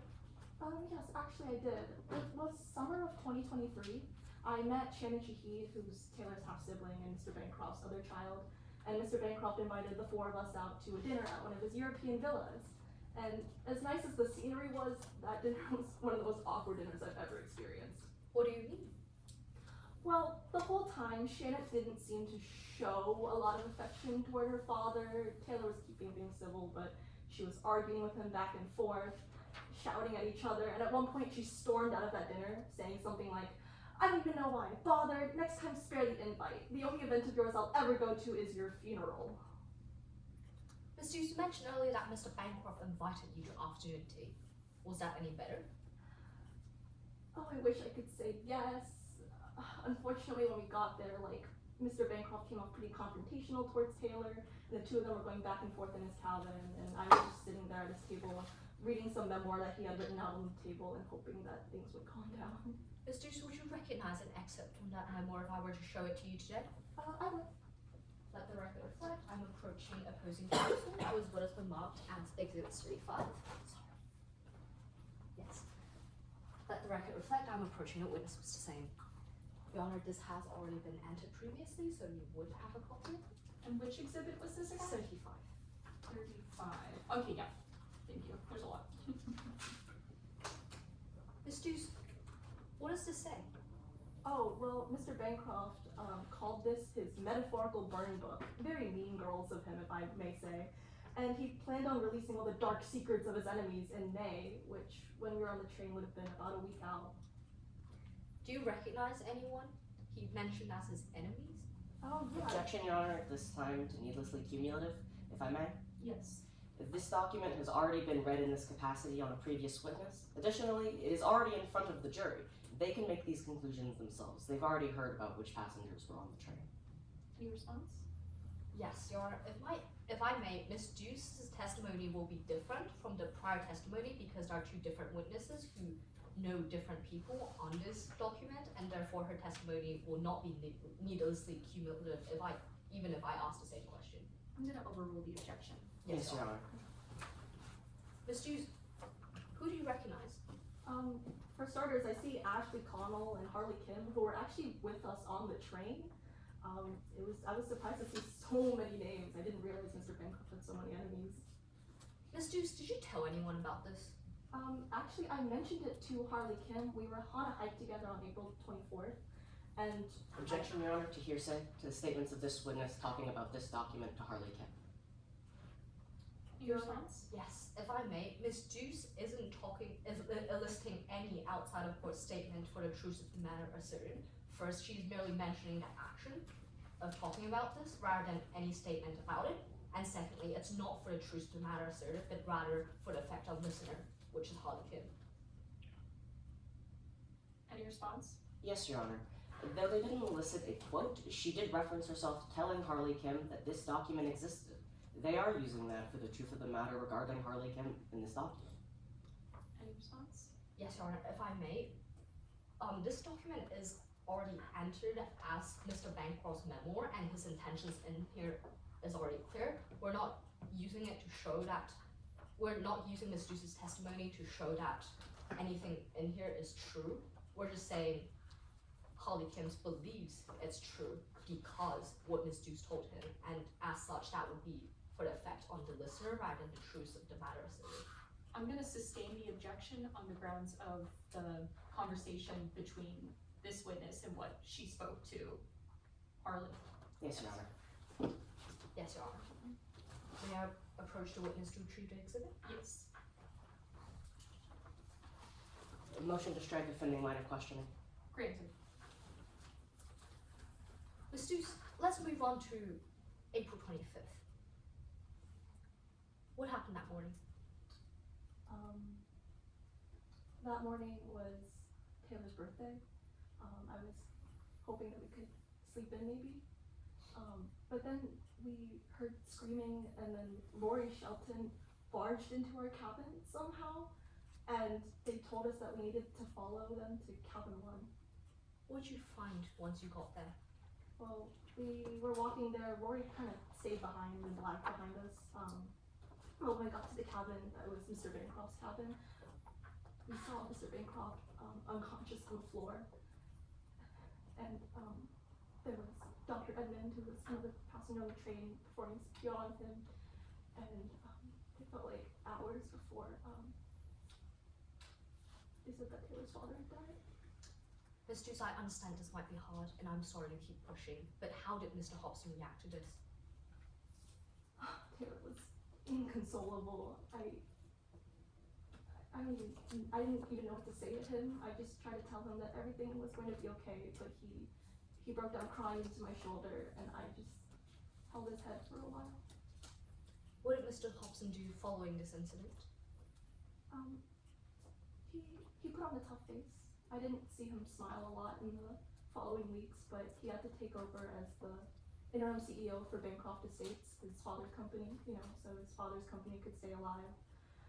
And so, to help things out, I would stay at home, make home-cooked dinners, and try to, make things easier for him. And definitely in the coming weeks, he was adjusting to his role, and he seemed to be doing a lot better. And especially a couple weeks later, when our relationship had progressed, I thought he might have been doing a lot better. What do you mean by that? Well, one of those days I was doing the dishes, I still had my apron on, I had flour on my face from baking probably, and Taylor bursts through the door with roses in his hand, and he pulls me in, and he gets down on one knee and asks me if I want to be with him forever. We've been going back and forth on some of the wedding details, trying to plan the perfect wedding, but obviously it'd be more perfect if Taylor's father could be there. No further questions, Your Honor. Cross-examination? Yes, Your Honor.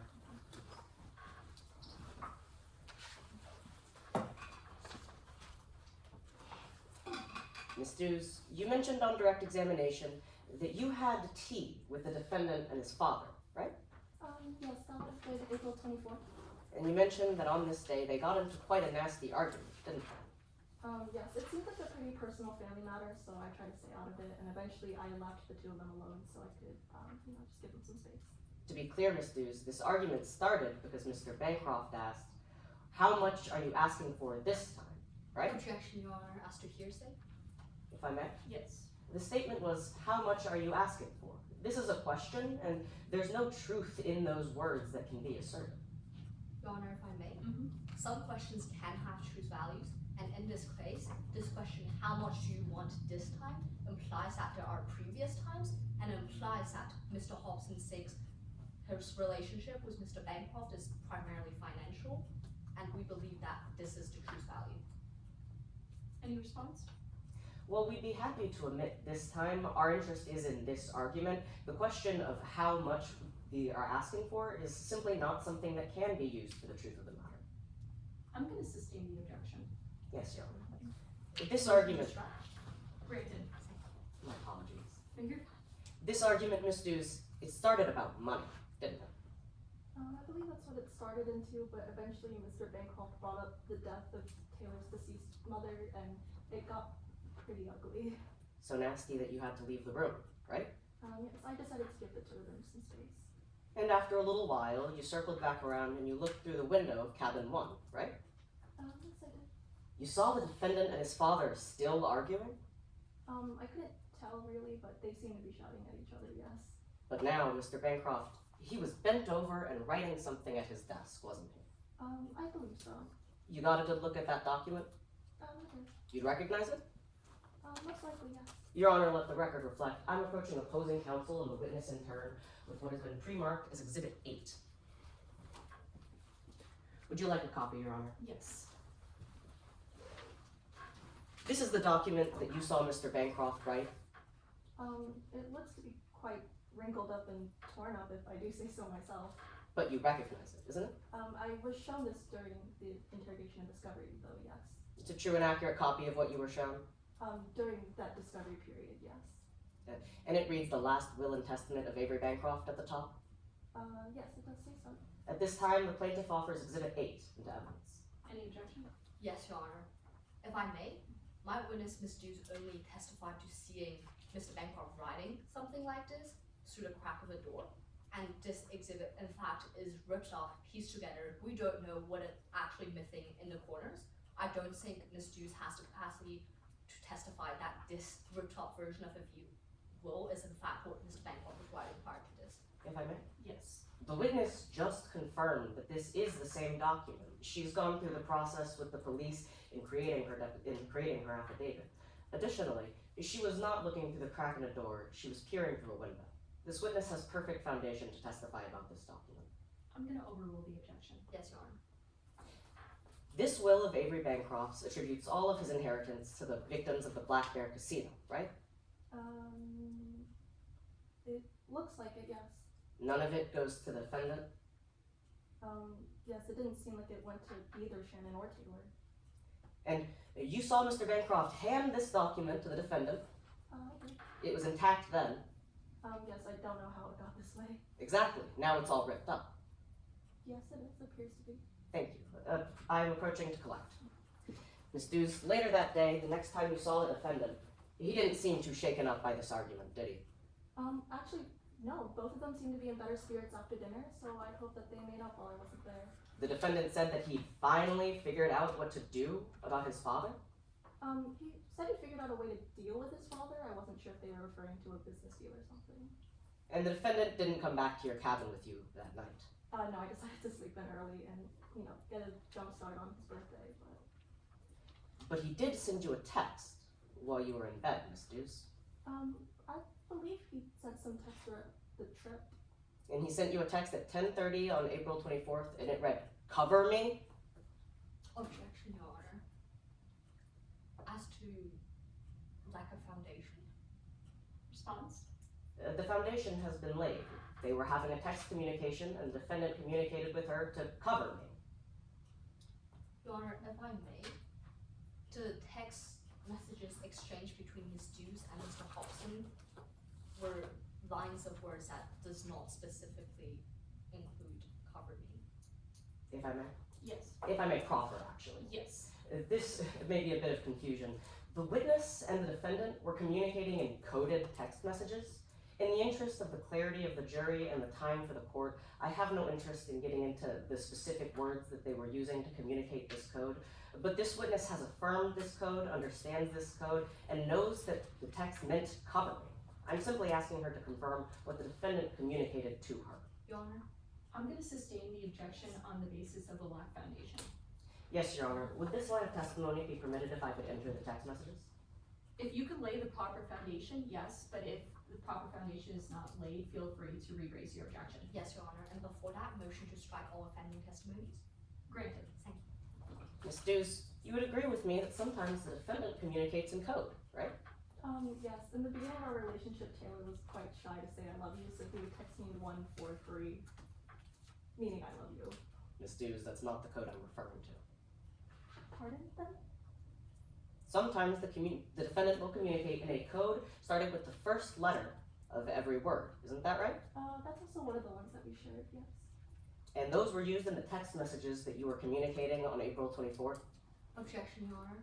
As to best evidence, I believe the opposing counsel is consistently referring to another exhibit which hasn't been shown to either you, me, or the jury. We believe it is best that the opposing counsel enters this exhibit before explicitly discussing it. If I may? Yes. If I could direct you to the best evidence section in your casebook, it'll be the 10,000s in the case in the Midlands Rules of Evidence. Give me a second to get there. Of course.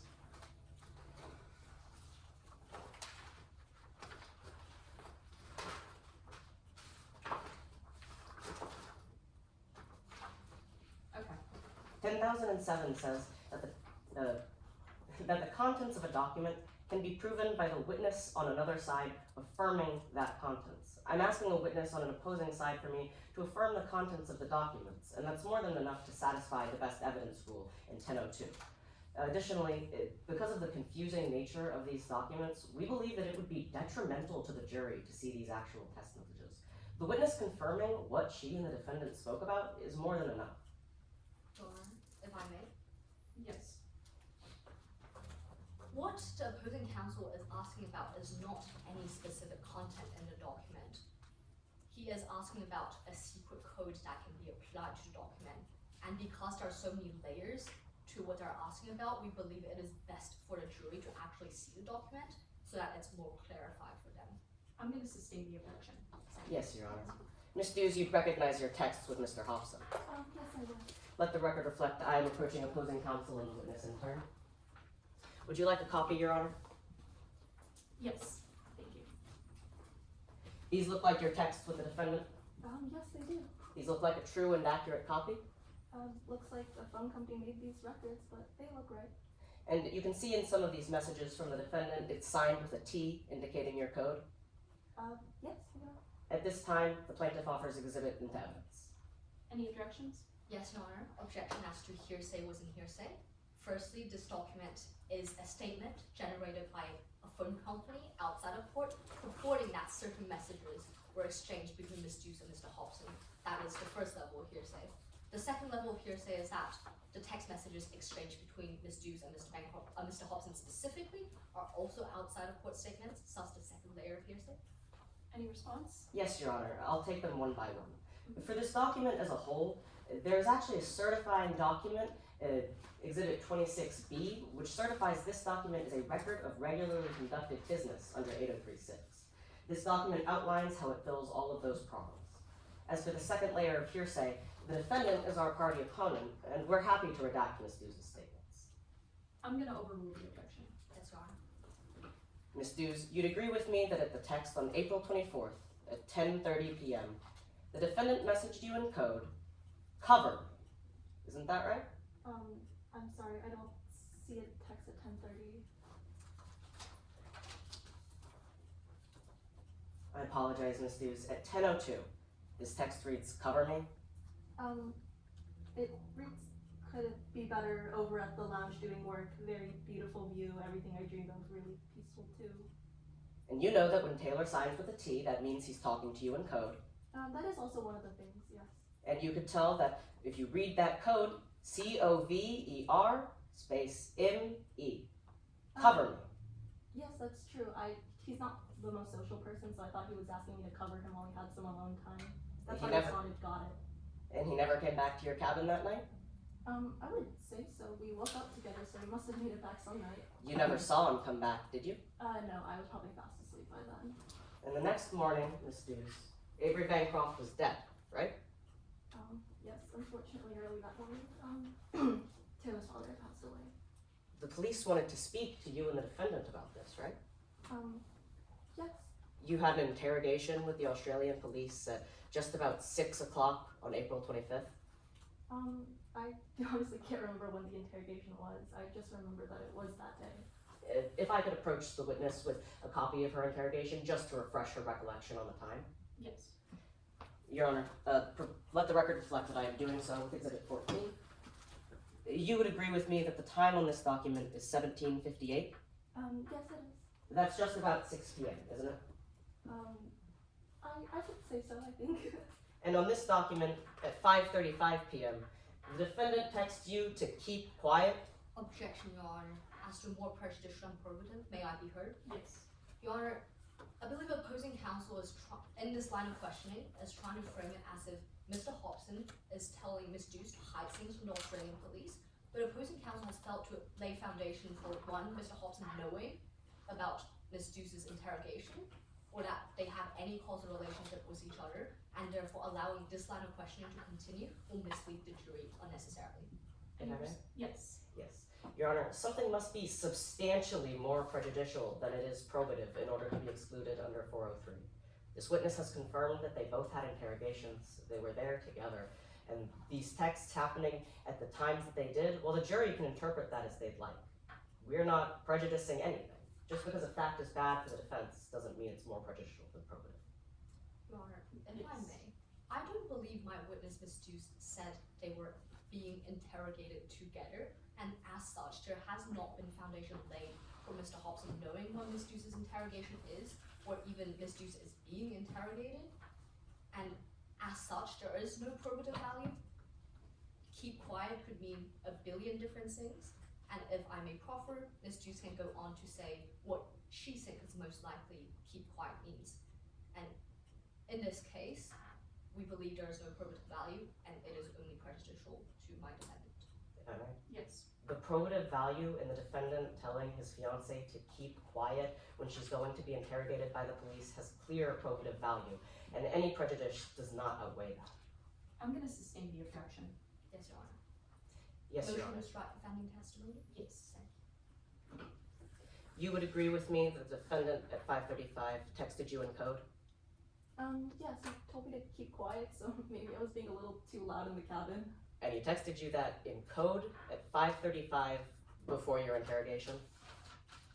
Objection, Your Honor. We believe this line of questioning is relatively similar to the previous line of questioning to insinuate that Ms. Dews' the message Ms. Dews received from Mr. Hobson has something to do with the police interrogation, and as you sustained my objection before, this line of questioning shouldn't be allowed to continue for its similar nature to defending testimony before. I believe this is a little bit different than what the question that counsel had asked previously that I sustained the objection on. I am interested to see where it goes, so I'm gonna overrule the Yes, Your objection. Honor. Ms. Dews, I just want to confirm, he texted you that in code, right? Yes, he did. 1/2 hour before you were interrogated by the police? Roughly. Again, maybe I was being too loud in my cabin or something. Thank you. I have no further questions for the witness at this time. Let the record reflect I'm approaching conclusion. Any redirect?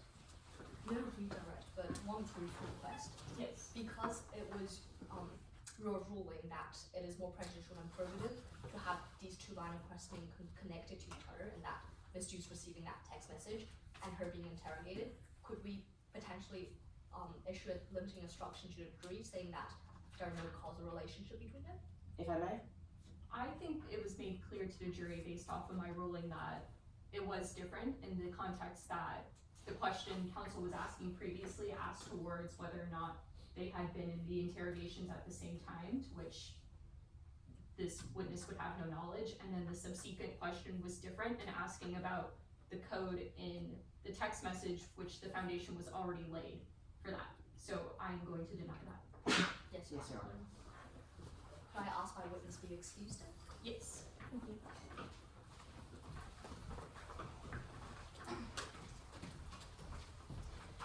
Your Honor, at this time, the defense would like to call Dr. Dana Haskins to stand. And before I begin, I would like to inquire as to the time remaining for defense direct examinations and plaintiff cross-examinations. You may. We have 1727 for defense directs and from 1817 to 1827 for plaintiff cross.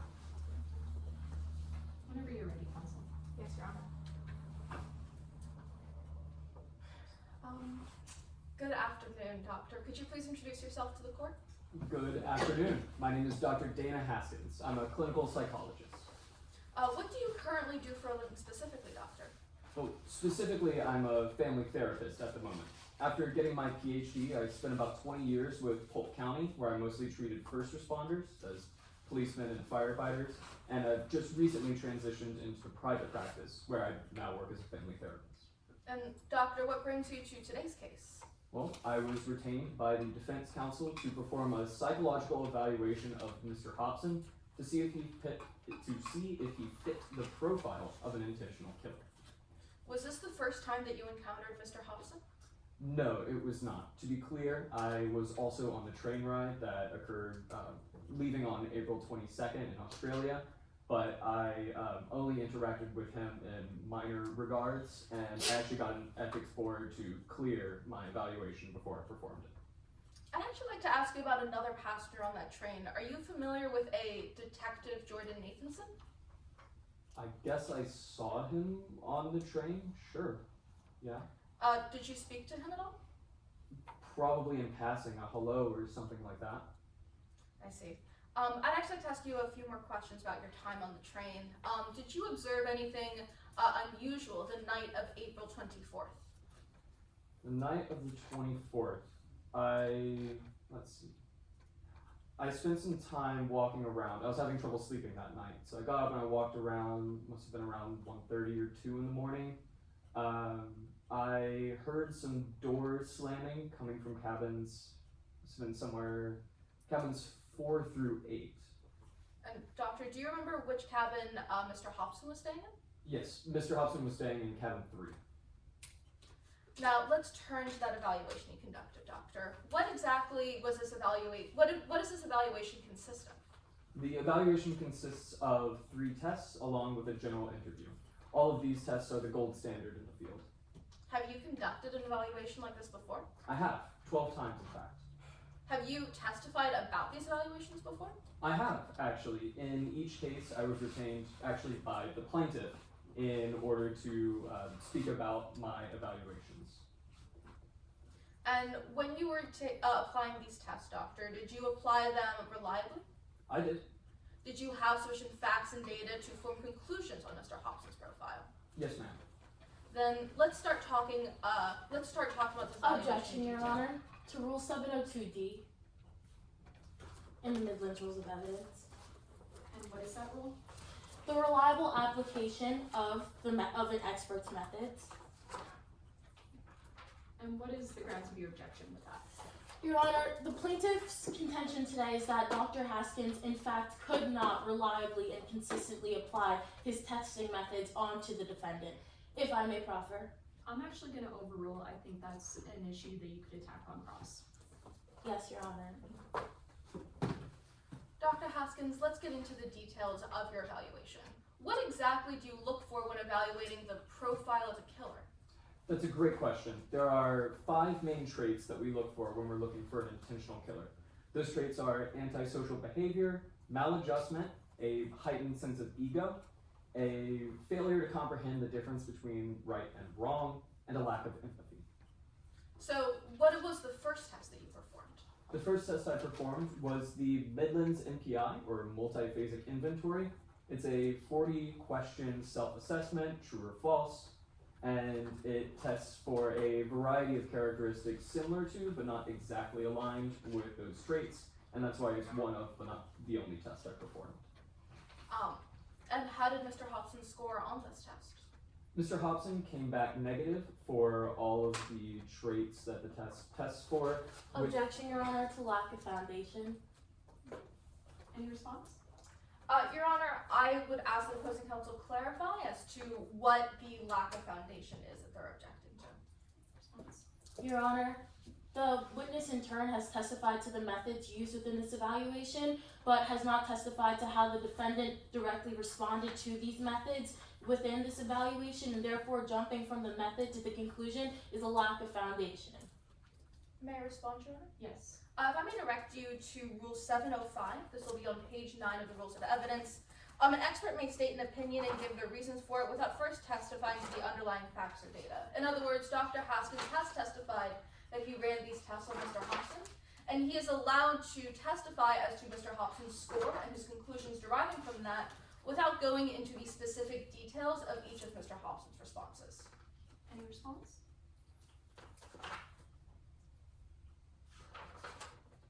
What page is that? This is on page 9 of the Rules of Evidence. It's like the very last one on the bottom. I can show it to Your Honor or to opposing counsel if need be.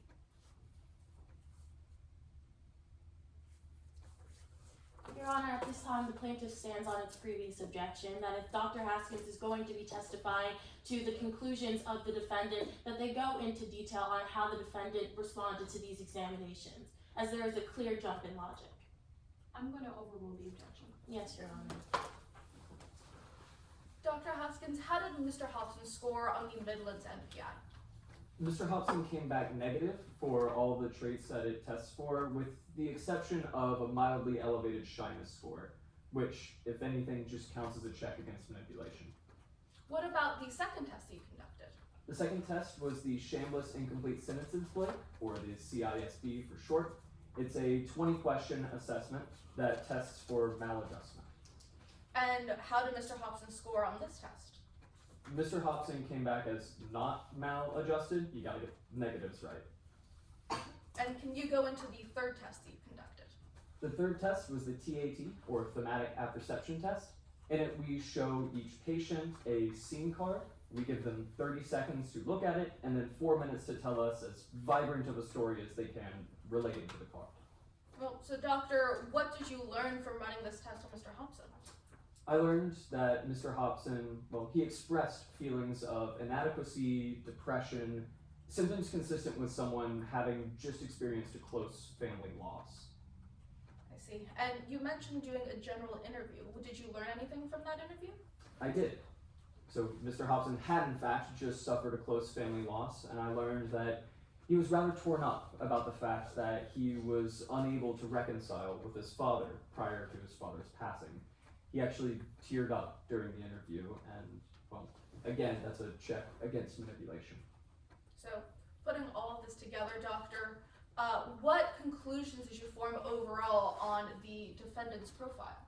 Well, given his scores on the various tests I performed, along with what I learned in the general interview, it's clear to me that Mr. Hobson just does not fit the profile of an intentional killer.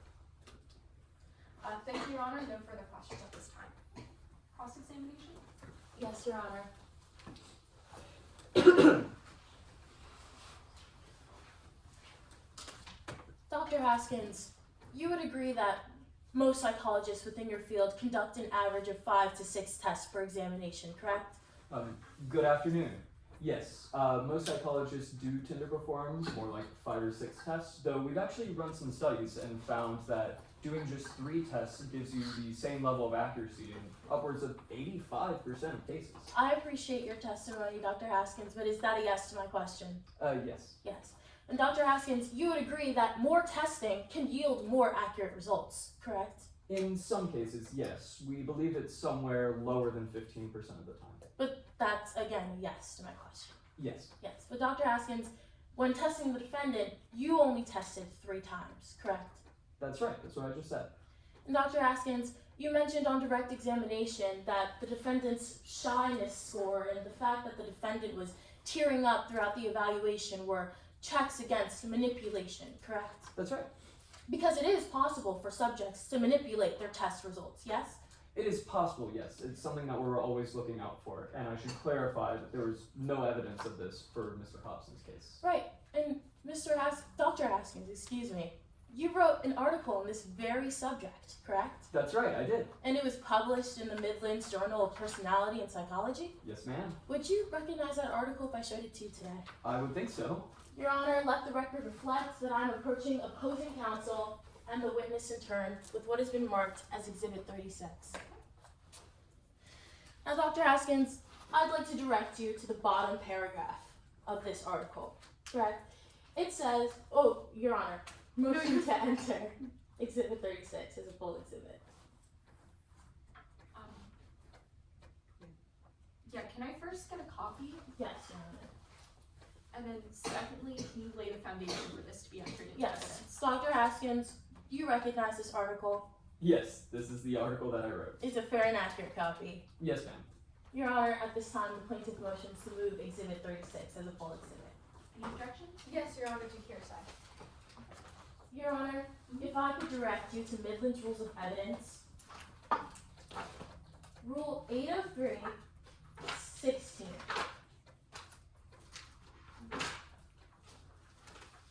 Rule 803, 18, excuse me. It's on page 12. This is a statement in a learned treaty, periodical, or pamphlet.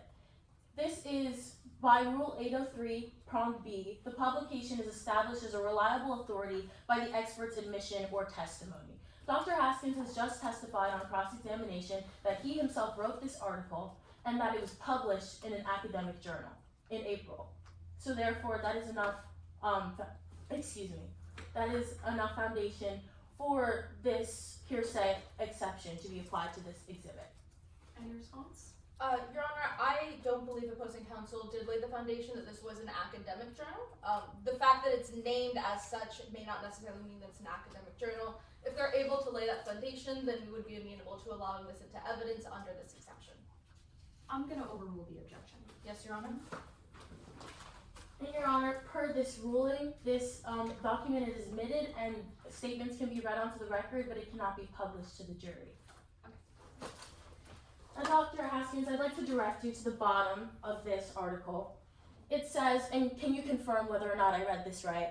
Therefore, it is imperative that practitioners confirm that their patients are either unfamiliar with or haven't read up on any self-assessments the practitioner might plan to use. This is particularly true for patients who are psychology enthusiasts or who studied psychology in college, as they are the most likely to have prior knowledge of self-assessments and know how to cheat the system. Did I read that correctly, Dr. Haskins? Almost, ma'am. You added the word no at the end, between and how, but other than that, yes. Okay. Dr. Haskins, I'm correct in saying that prior to administering these examinations, you in fact didn't ask the defendant what they studied in college, correct? No, ma'am, that's not our practice. We do ask each of our patients if they're familiar with the tests, which is what I did. And Mr. Yes. Hobson confirmed he was unfamiliar Right. with them. The defendant self-reported that they were unfamiliar with these tests, correct? That's right. But you didn't ask the defendant what they studied in college. No, ma'am. Your Honor, let the record reflect that at this time I will be reading a portion of Taylor Hobson's deposition onto the record. Lines 77.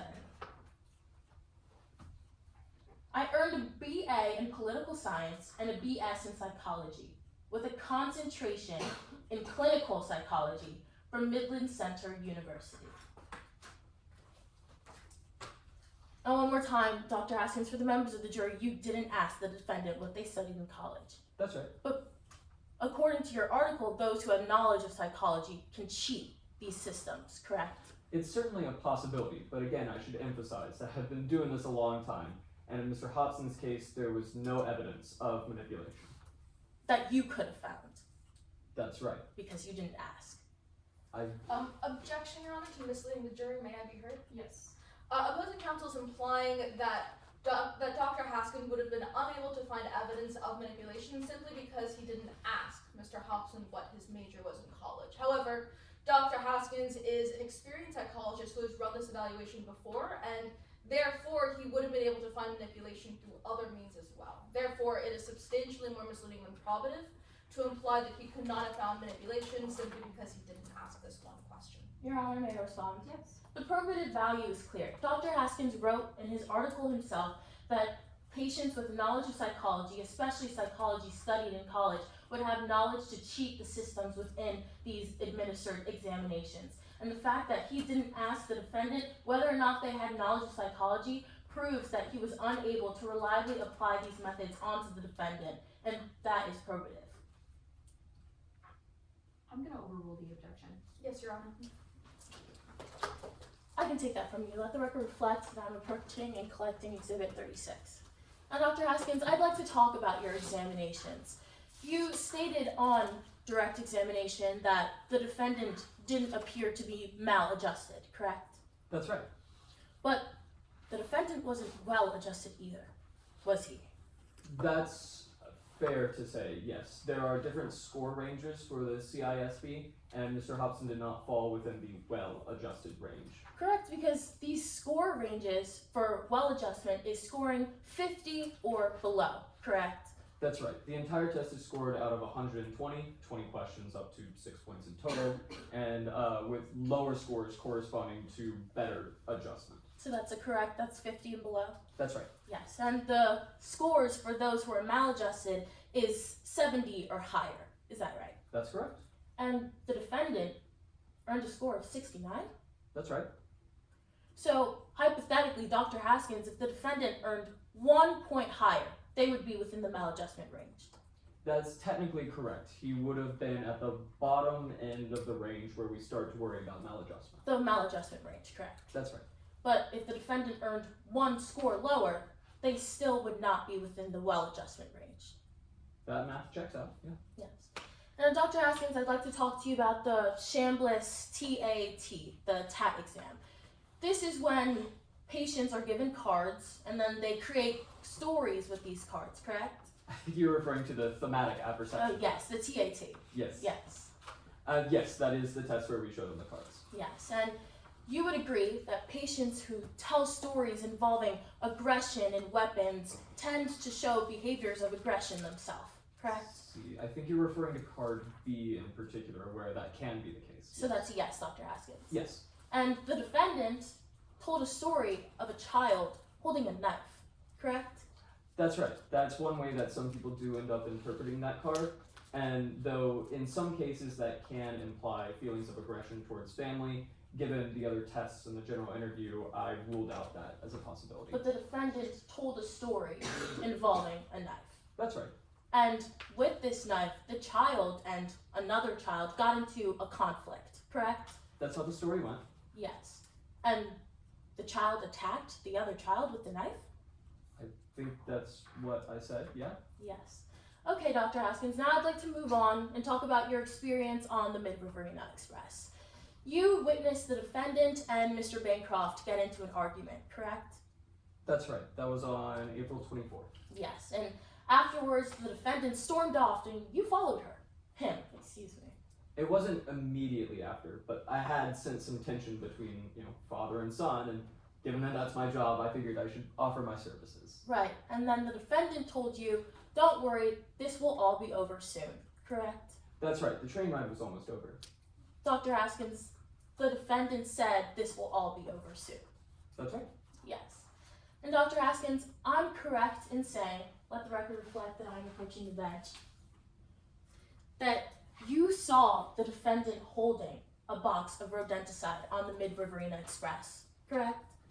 That's right. I can't tell you when it was. It was the 23rd or the 24th, something like that, but I saw him holding it at one point. Yes.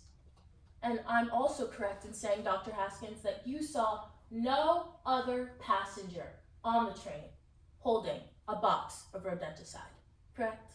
Not to my recollection, no. So that's a no to my question. No.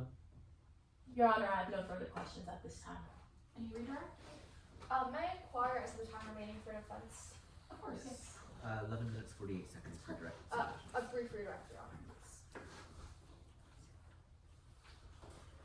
Good afternoon, Doctor. What do you tell your patients to do when you run the thematic apperception test? Well, we give them 30 seconds to look at the card, and then we tell them to give us as vibrant of a story as they can, filling in the details, making things up as they go. I see. You were on cross-examination. Opposing counsel talked to you about the possibility of manipulation. Are there ways for you to tell if someone has manipulated a test or prevent that manipulation? Oh, absolutely. There are plenty of checks that we put into each of the tests. For the NPI, for example, has a randomized order of questioning, redundant questions. The tests also act as cross-checks against each other. Yes, there are plenty of ways that we can look for manipulation. Did you detect manipulation in this case? No, ma'am. No further questions, Your Honor. Any recross? The plaintiff feels no need to recross, Your Honor. In that case, Your Honor, I ask that Dr. Haskins be excused. Yes, can we step down? Thank you, Your Honor. Does the defense have any other witnesses? Yes, Your Honor, at this time the defense calls Taylor Hobson to the stand.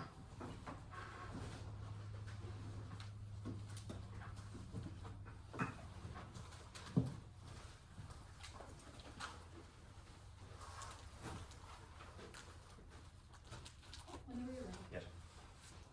Good afternoon now, Mr. Hobson. Could you please introduce yourself to the court? My name is Taylor Bancroft Hobson. And what was your relationship to Avery Bancroft? He was my father. Could you just describe for us your relationship with your father? Well, growing up, my mother always spoke highly of him, but despite that, if I'm honest, I didn't really have much of a relationship with him until eventually when my mother and my stepfather passed. We grew a bit closer. He took me under his wing and introduced me to Bancroft Estates, our company, and we grew especially close over baseball, actually, even if he was a Yankees fan and I'm a diehard Red Sox fan. And Mr. Hobson, were you present during today's trial in the courtroom? Yeah, I was seated at the counsel table throughout the whole trial so far. And while you were sitting there, did you happen to hear any testimony that described you and your dad getting into an argument?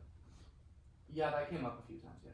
Now, were those arguments accurate depictions of your relationship with your father? In its entirety, no, not at all. We could argue, just as any father and son would. He could be stubborn sometimes for sure, but when you mix, especially in 2018 when the Yankees lost to the Red Sox in the ALDS, there was a bit of tension there. But when you mix family and work as closely as we did, things like that tend to come up often. Thank you, Mr. Hobson. I'd now like to shift gears a little bit, talk about why you're actually here today. To start, why did you decide to book a trip on the Mid-River Arena Express? Yeah, so my fiance, Kelly Dews, she's an influencer and she has always wanted to film content in the Australian outback. She just adores Australian possums and I just wanted to surprise her with a trip out there. And eventually, once I figured out that my father would be on the same train, I thought it'd be a good opportunity to strengthen our bond a bit more. And I had also originally planned to propose to Kelly on that trip, and I wanted him to be there for that. So once you got onto that train, did you happen to recognize anyone besides your father and Miss Dews? Yeah, actually, a lot of people from back home in Midlands. There was Ashley Connell. There was actually, funny enough, when I stepped foot onto the train, I bumped into physically Detective Nathanson, Jordan Nathanson, who Shannon had told me was a close friend from back home one time. Actually, I'd like to stay on the topic of Jordan Nathanson very briefly. So did you get to hear Jordan Nathanson's testimony today in its entirety? Yeah, I heard the whole thing. And did you hear them mention that they interviewed you? They said that, but I'm not exactly sure why, because they never interviewed me. Thank you, Mr. Robson. So now I'd like to talk about your first full day on that train, April 23rd. What did you do that day? Well, there was one of the train-sponsored excursions to a village called Palmdorf. There was a bunch of stores around there, an art studio, a couple craft stores, an Australian McDonald's we stopped by. I spent the whole day with Kelly, kind of holding her hand, and we kind of checked out the whole town. Did you buy anything that day? Yeah. It was blazing hot that day, so we stepped into Simon's Trade Center at one point to buy Kelly a pair of sunglasses and some sunscreen to put on us. But yeah, I bought that. Did you happen to get a receipt for that purchase? Well, I'm sure I did. Objection, Your Honor, to relevance. I don't see what Taylor Hobson going on a shopping trip and buying sunglasses and sunscreen has any relevance to today's case. Any response? Your Honor, if I may, we can exclude this part of the testimony, subject to the fact that the plaintiff counsel doesn't cross-examine about anything that Taylor Hobson bought that day on April 23rd, or on the trip. Counsel, what are you trying to use this question for? Your Honor, I'm using this question to show that Taylor Hobson only bought sunscreen and sunglasses in the village of Hondorf from Simon's Trade Center, and they didn't get a receipt for that purchase. And I believe that the plaintiff is going to contest that Taylor Hobson bought tea while in that village in Hondorf. Any response? I have no interest in crossing Taylor Hobson about tea, so I don't see the relevance at all in this line of questioning. I'm going to sustain the objection. Yes, Your Honor. So, Mr. Hobson, we can move on then. I'd like to talk about your next day on that train, April 24th. Did you leave the train at all that day? No, I stayed on the train. There was just one of those excursion hikes, and Kelly ended up going on it, but I stayed on board. Did you see your father at all that day? Yeah, I did actually. Unfortunately, we had a bit of kind of a petty squabble earlier that afternoon, and I really regret the way that I carried myself. And even if our differences came up sometimes, he was still my father, and I should have respected that more at the time.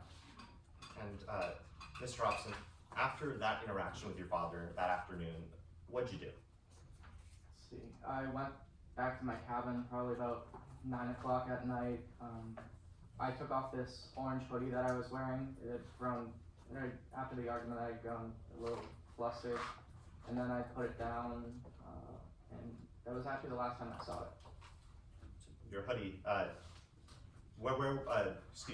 your hoodie, when did you realize that it was gone? Well, the last time I saw it was the night of the 24th, and I realized that it wasn't there anymore, the afternoon of the 25th. So you know if there was anyone else besides you and Miss Suze who had access to your cabin? Well, Kelly and I were the only ones with specific keys to our cabin, but despite that, at various points throughout the trip, I encountered just people perusing our cabin, Kirby Doolittle, who else? Harley Kim and Jordan Nathanson I found uninvited in our rooms at various points, despite the fact that Kelly and I lock our door every time we leave, for safety reasons, obviously. So do you know if there was any other way for them to access your room? Well, yeah, I heard during Roy Shelton's testimony that there was a master key, and I also saw one of the employees providing room service to all the platinum section cabins, just stocking towels and stuff, and that came to mind. Thank you, Mr. Hobson. I'd actually like to talk about some other testimony that you might have heard today. Did you get to hear the testimony of Kirby Doolittle in its entirety? Yes, I did.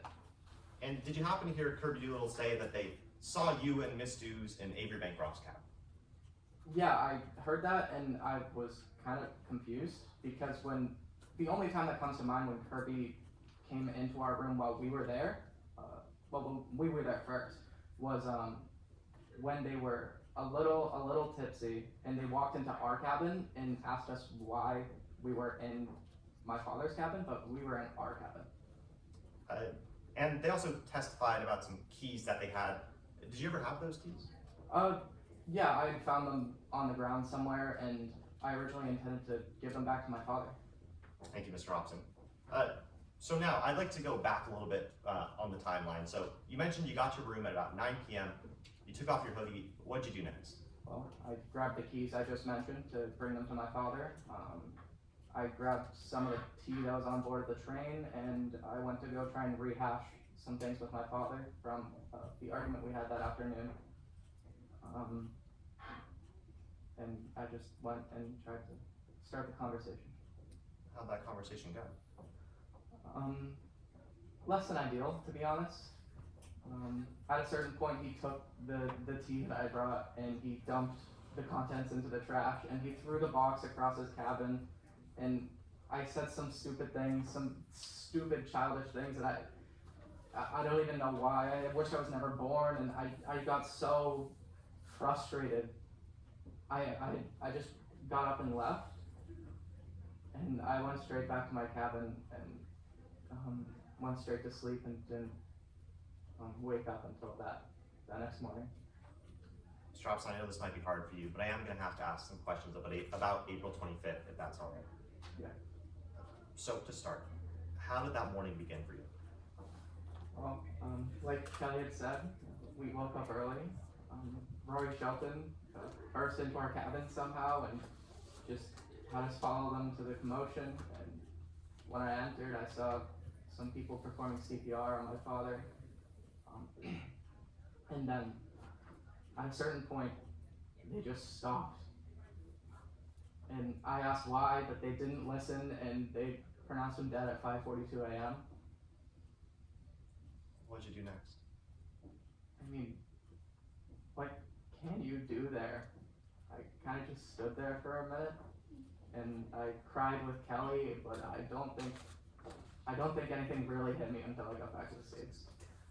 What did you do once you got back to the States? I had to hit the ground running. Originally, I kind of stuck my head into work.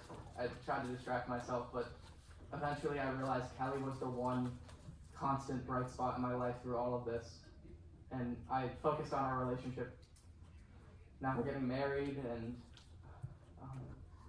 I was so happy. And then this happened, and I don't know why Shannon is doing this to me. Maybe I wasn't the perfect son. I didn't hate our father, though, and I loved him, and I didn't kill him.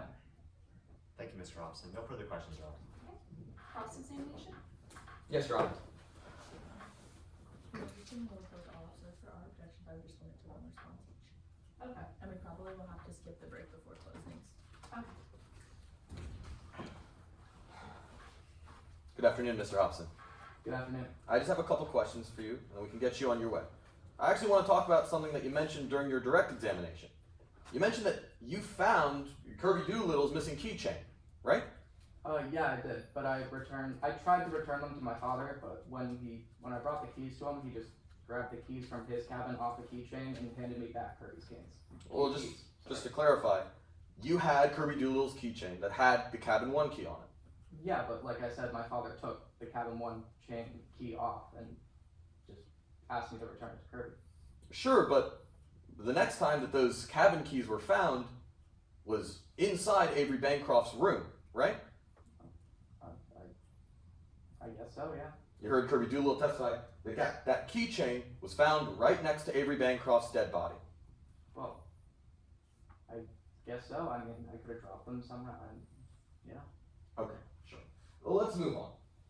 I want to talk a bit about why we're here today in the first place. In August of 2011, your father began sending you a $50,000 a month stipend, right? That it checks out, yeah.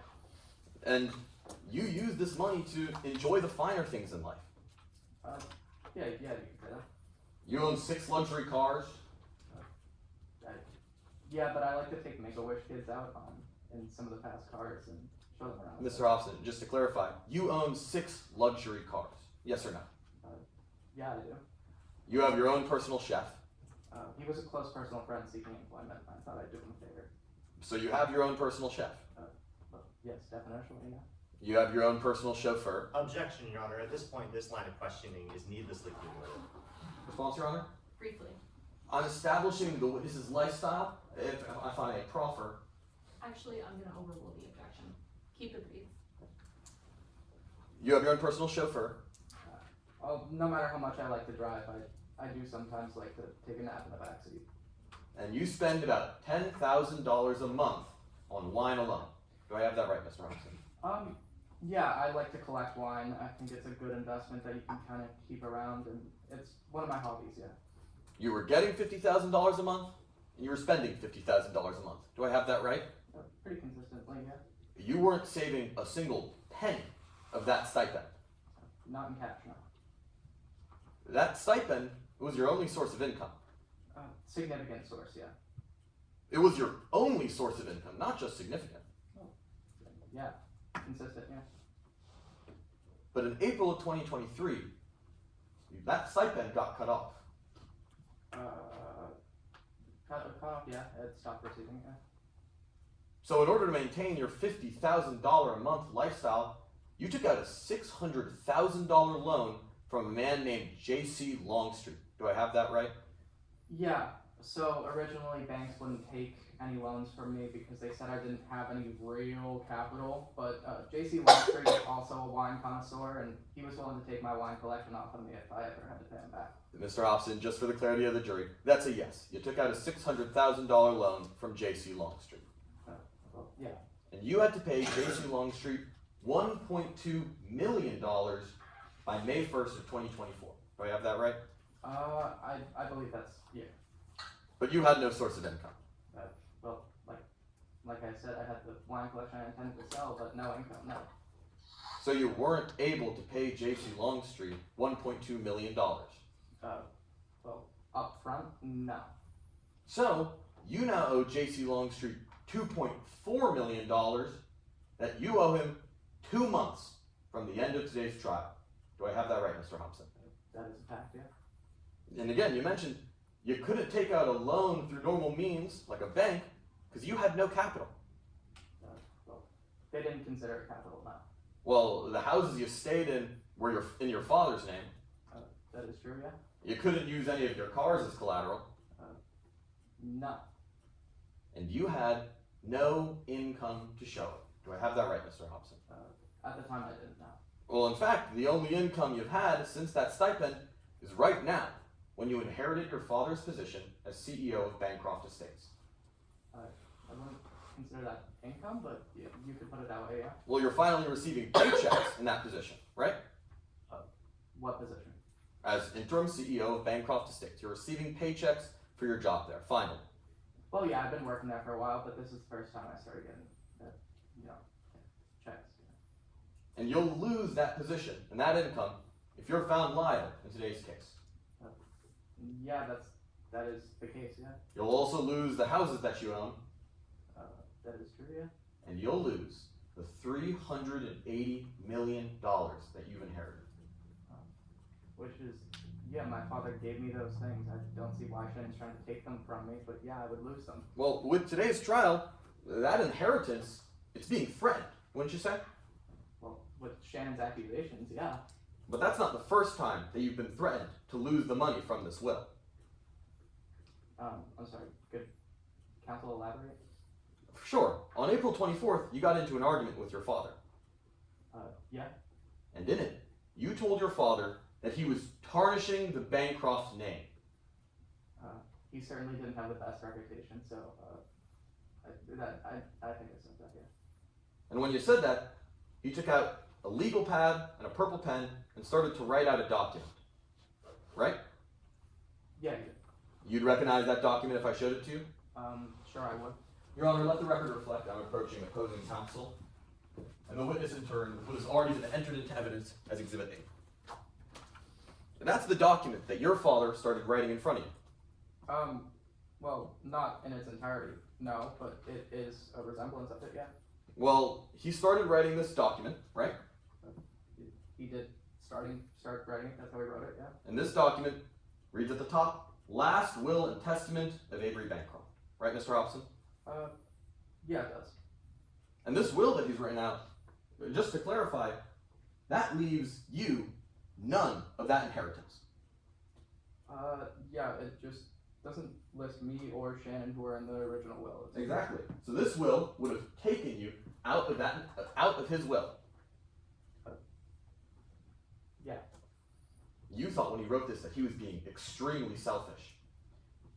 I think so, yeah, at the time. And he told you that you had until April 25th to change his mind about signing it. Well, he said until he got off the train, which would have been April 25th, yeah. But the next day, April 25th, he was dead. Yeah, he was. No further questions, Your Honor. I'll take that back to you now. Any reader?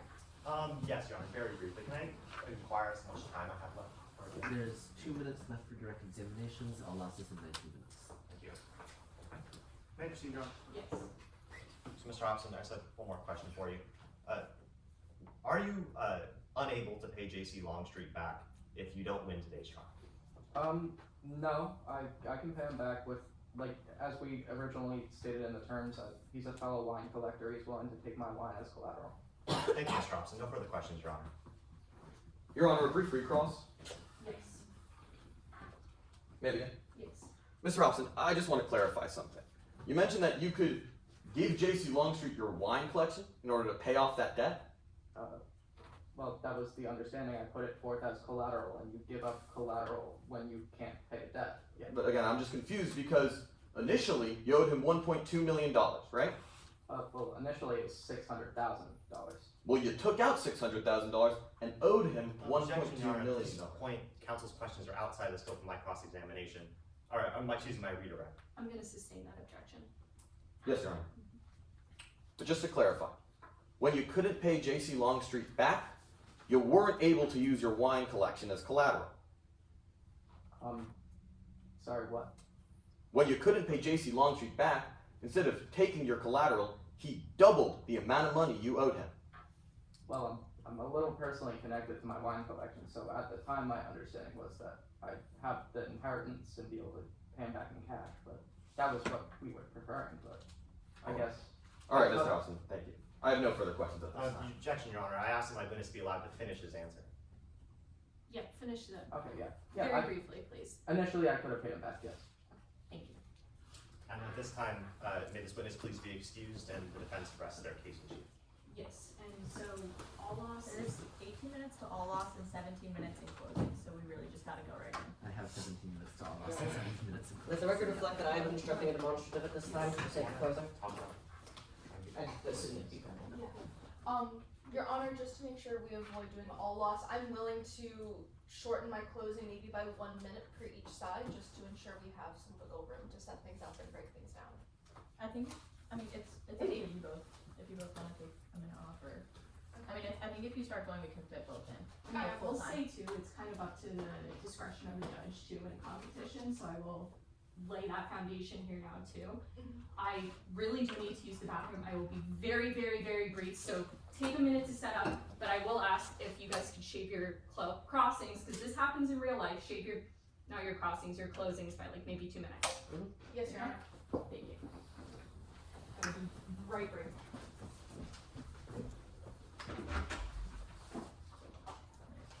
So with the shooting, we have, 6:29, and then go 6:21. Oh, 6:29, 6:21. That's With the me. 2 minute shave. Yeah. Okay.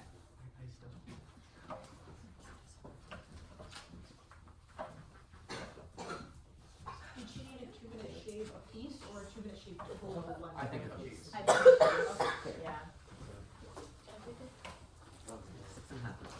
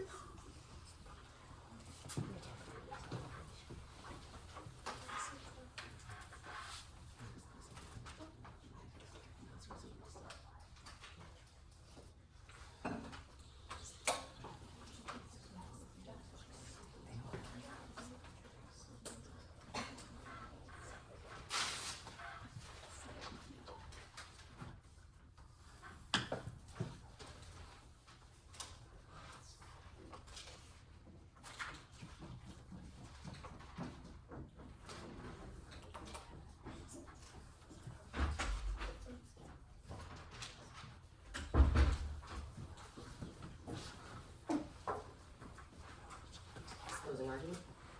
As soon as I say it, yes. You're Just trying to say. no, yeah, I know. Your Honor, opposing counsel, ladies and gentlemen of the jury, may it please the court. Avery Bancroft died behind the locked door of cabin 1. There was no other entrance, no other exit. He stayed alone in that room, and yet we know that someone has killed him. When you're writing a mystery novel, this is called a locked room mystery, and they're quite clever. But in real life, a locked door is a clue. You can only get in if you have the key. Members of the jury, find that key, and you've found the killer. Now, in today's case, the plaintiff and the defense, we agree on a lot of things. But we agree that that brand of rodenticide is what caused the death of Avery Bancroft. We agree he ingested it between midnight and 5 in the morning, and we agree that whoever did this, they did it on purpose. Where we differ is who. But the plaintiff has shown you one fact today that eliminates all other options. Avery Bancroft's store was locked. You heard today from Mr. Doolittle, who told you he showed up at 4 a.m. to submit an assignment. He tried Mr. Bancroft's store and he couldn't get in. If he or any other passenger wanted to harm Mr. Bancroft, well, they couldn't even access him. The only person who could is the person with the key. Find that key, and you found the killer. So let's take a look on the Mid-Riverina Express. April 22nd, the defendant boards the train. It has been 1 year since his life was turned upside down. His $50,000 a month allowance has been ripped from him, but he admitted to you today that he took out a loan to maintain that lifestyle. A loan due $1 million from the day he boarded the train. And he tried to lie to you about being able to pay it back. But he knew as he boarded, the only way he could pay it back was from his father's inheritance. $380 million. That'll blow that $1 million loan right out of the water. April 22nd. April 23rd. At this point, every cabin has received 2 keys. There's a master key kept under twice lock in the crew cabin. There's 1 key that Avery Bancroft keeps on his belt, and there's 1 key he gave to his personal assistant. Mr. Doolittle told you those keys went missing. Where do we next see them? On April 24th, the defendant is seen leaving cabin 1, and what is he seen with? Well, the key to cabin 1. But he doesn't go to his room, he doesn't go to lunch. No, he goes straight from his father's cabin to the storage room, where the same brand of rodenticide that killed his father is kept. Hours later, it's found in his cabin. That night, the rest of the passengers, they go to bed. But not one. One passenger stays up. One passenger slips into cabin 1 in the middle of the night. Who was heard behind the door of cabin 1? Who was in there at 4 a.m. when Avery Bancroft was being poisoned? Whose voice was heard but the man with the key, Taylor Hobson? April 25th. Avery Bancroft is dead. The defendant isn't mourning. He's seen leaving his cabin with trash, a mangled box of that same rodenticide, and the missing key to cabin 1. A key that, may I remind you, is never seen again. He wasn't crying, he wasn't mourning. Members of the jury, Taylor Hobson was hiding the evidence.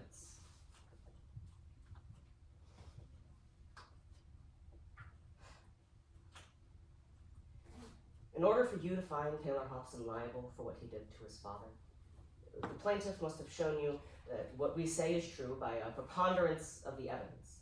That's a simple legal term that just means more likely than not. A simple ounce of evidence on the side of the plaintiff would be enough for you to find for us, but members of the jury, there isn't just an ounce. There's a metric ton, because when you go back to the deliberation or when you review the facts, you'll find that the only person who could have killed Avery Bancroft is the person with the key. And every time you've seen the key today, members of the jury, you found the defendant. And now in a moment, the defense is going to come up and they're going to tell you a story. They're going to try to confuse these very clear facts in front of you. But I challenge them to say one thing. Name one time a person was actually seen with a key into Avery Bancroft's cabin. Name one time a person could really get into Avery Bancroft's cabin other than the defendant. Because every time someone's gotten up here and told you, I saw that key to cabin 1, they saw it in the hands of the defendant. He killed his father to live a life of luxury. Don't let him get away with that. And find Taylor Hobson liable. Thank you.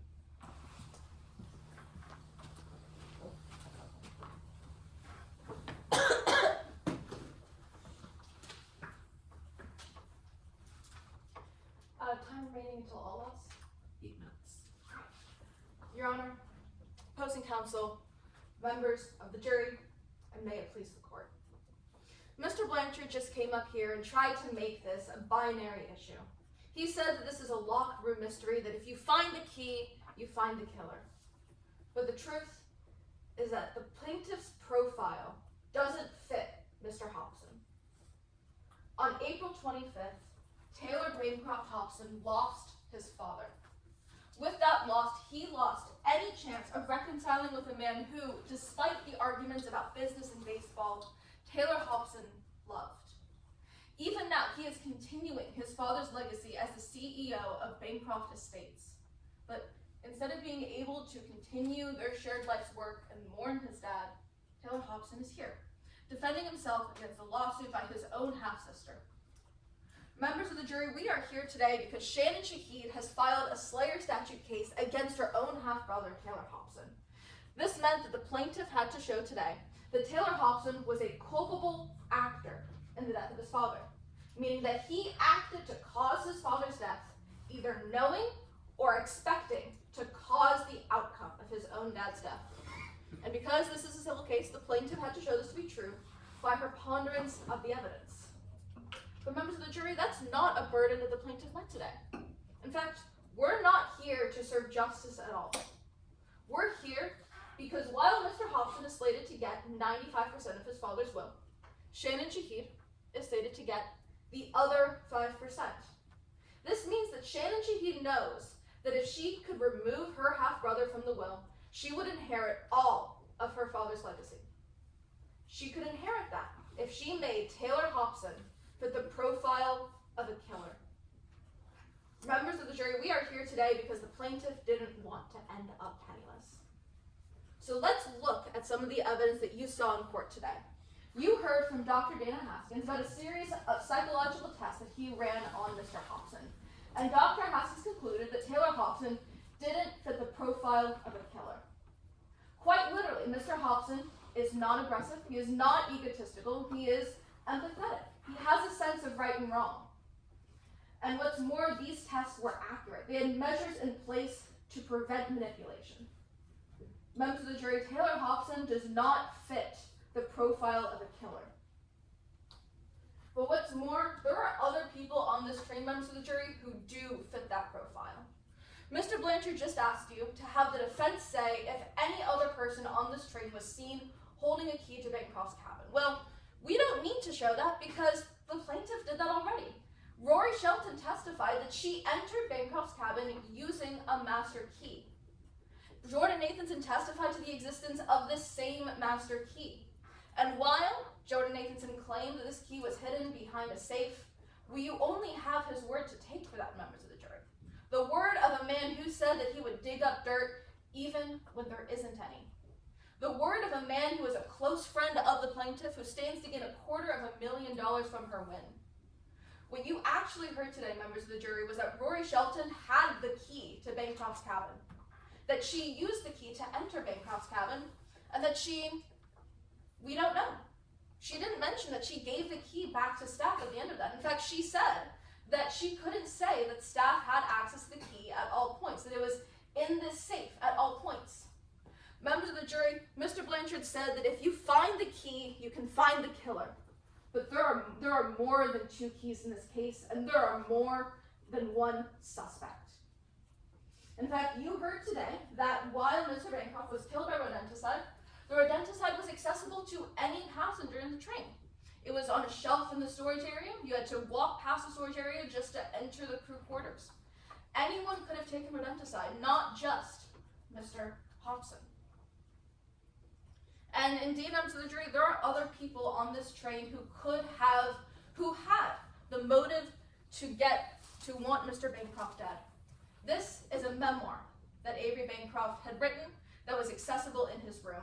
In this memoir, he threatens to release the secrets of several people in his life. Shannon Shahid is on this list. Another passenger called Ashley Connell was on this list, and Ashley Connell was called by the plaintiff on the train ride. And in that call, Shannon Shahid said, if Avery's planning a change, I need you to take care of it. Members of the jury, any single passenger on that train could have taken rodenticide from the storage area. And it doesn't take a criminal genius to know that rat poison is poison.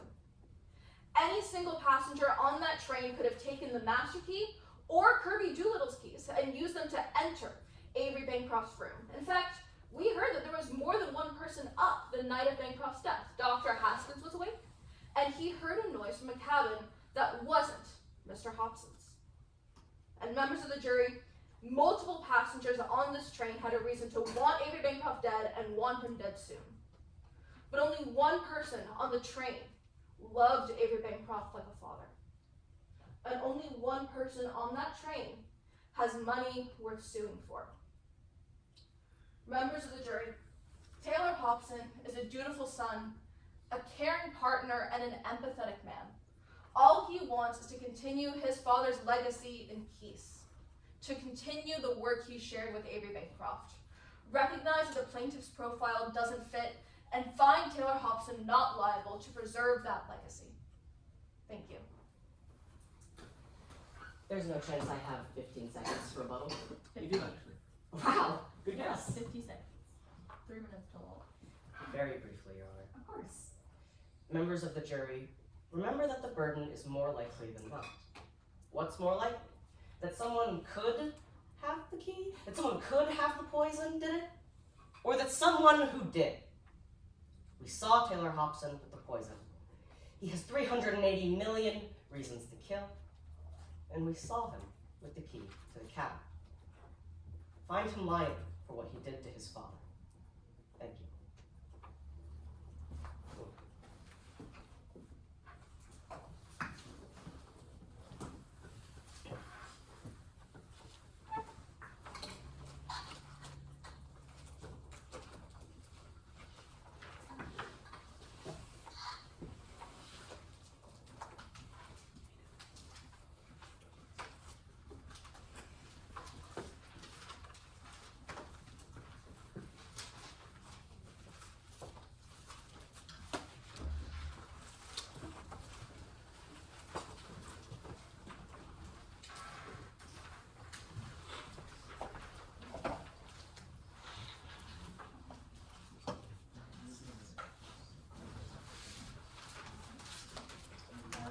Yes, since we're close to all loss, we request that you put the time at which we finished on the ballots.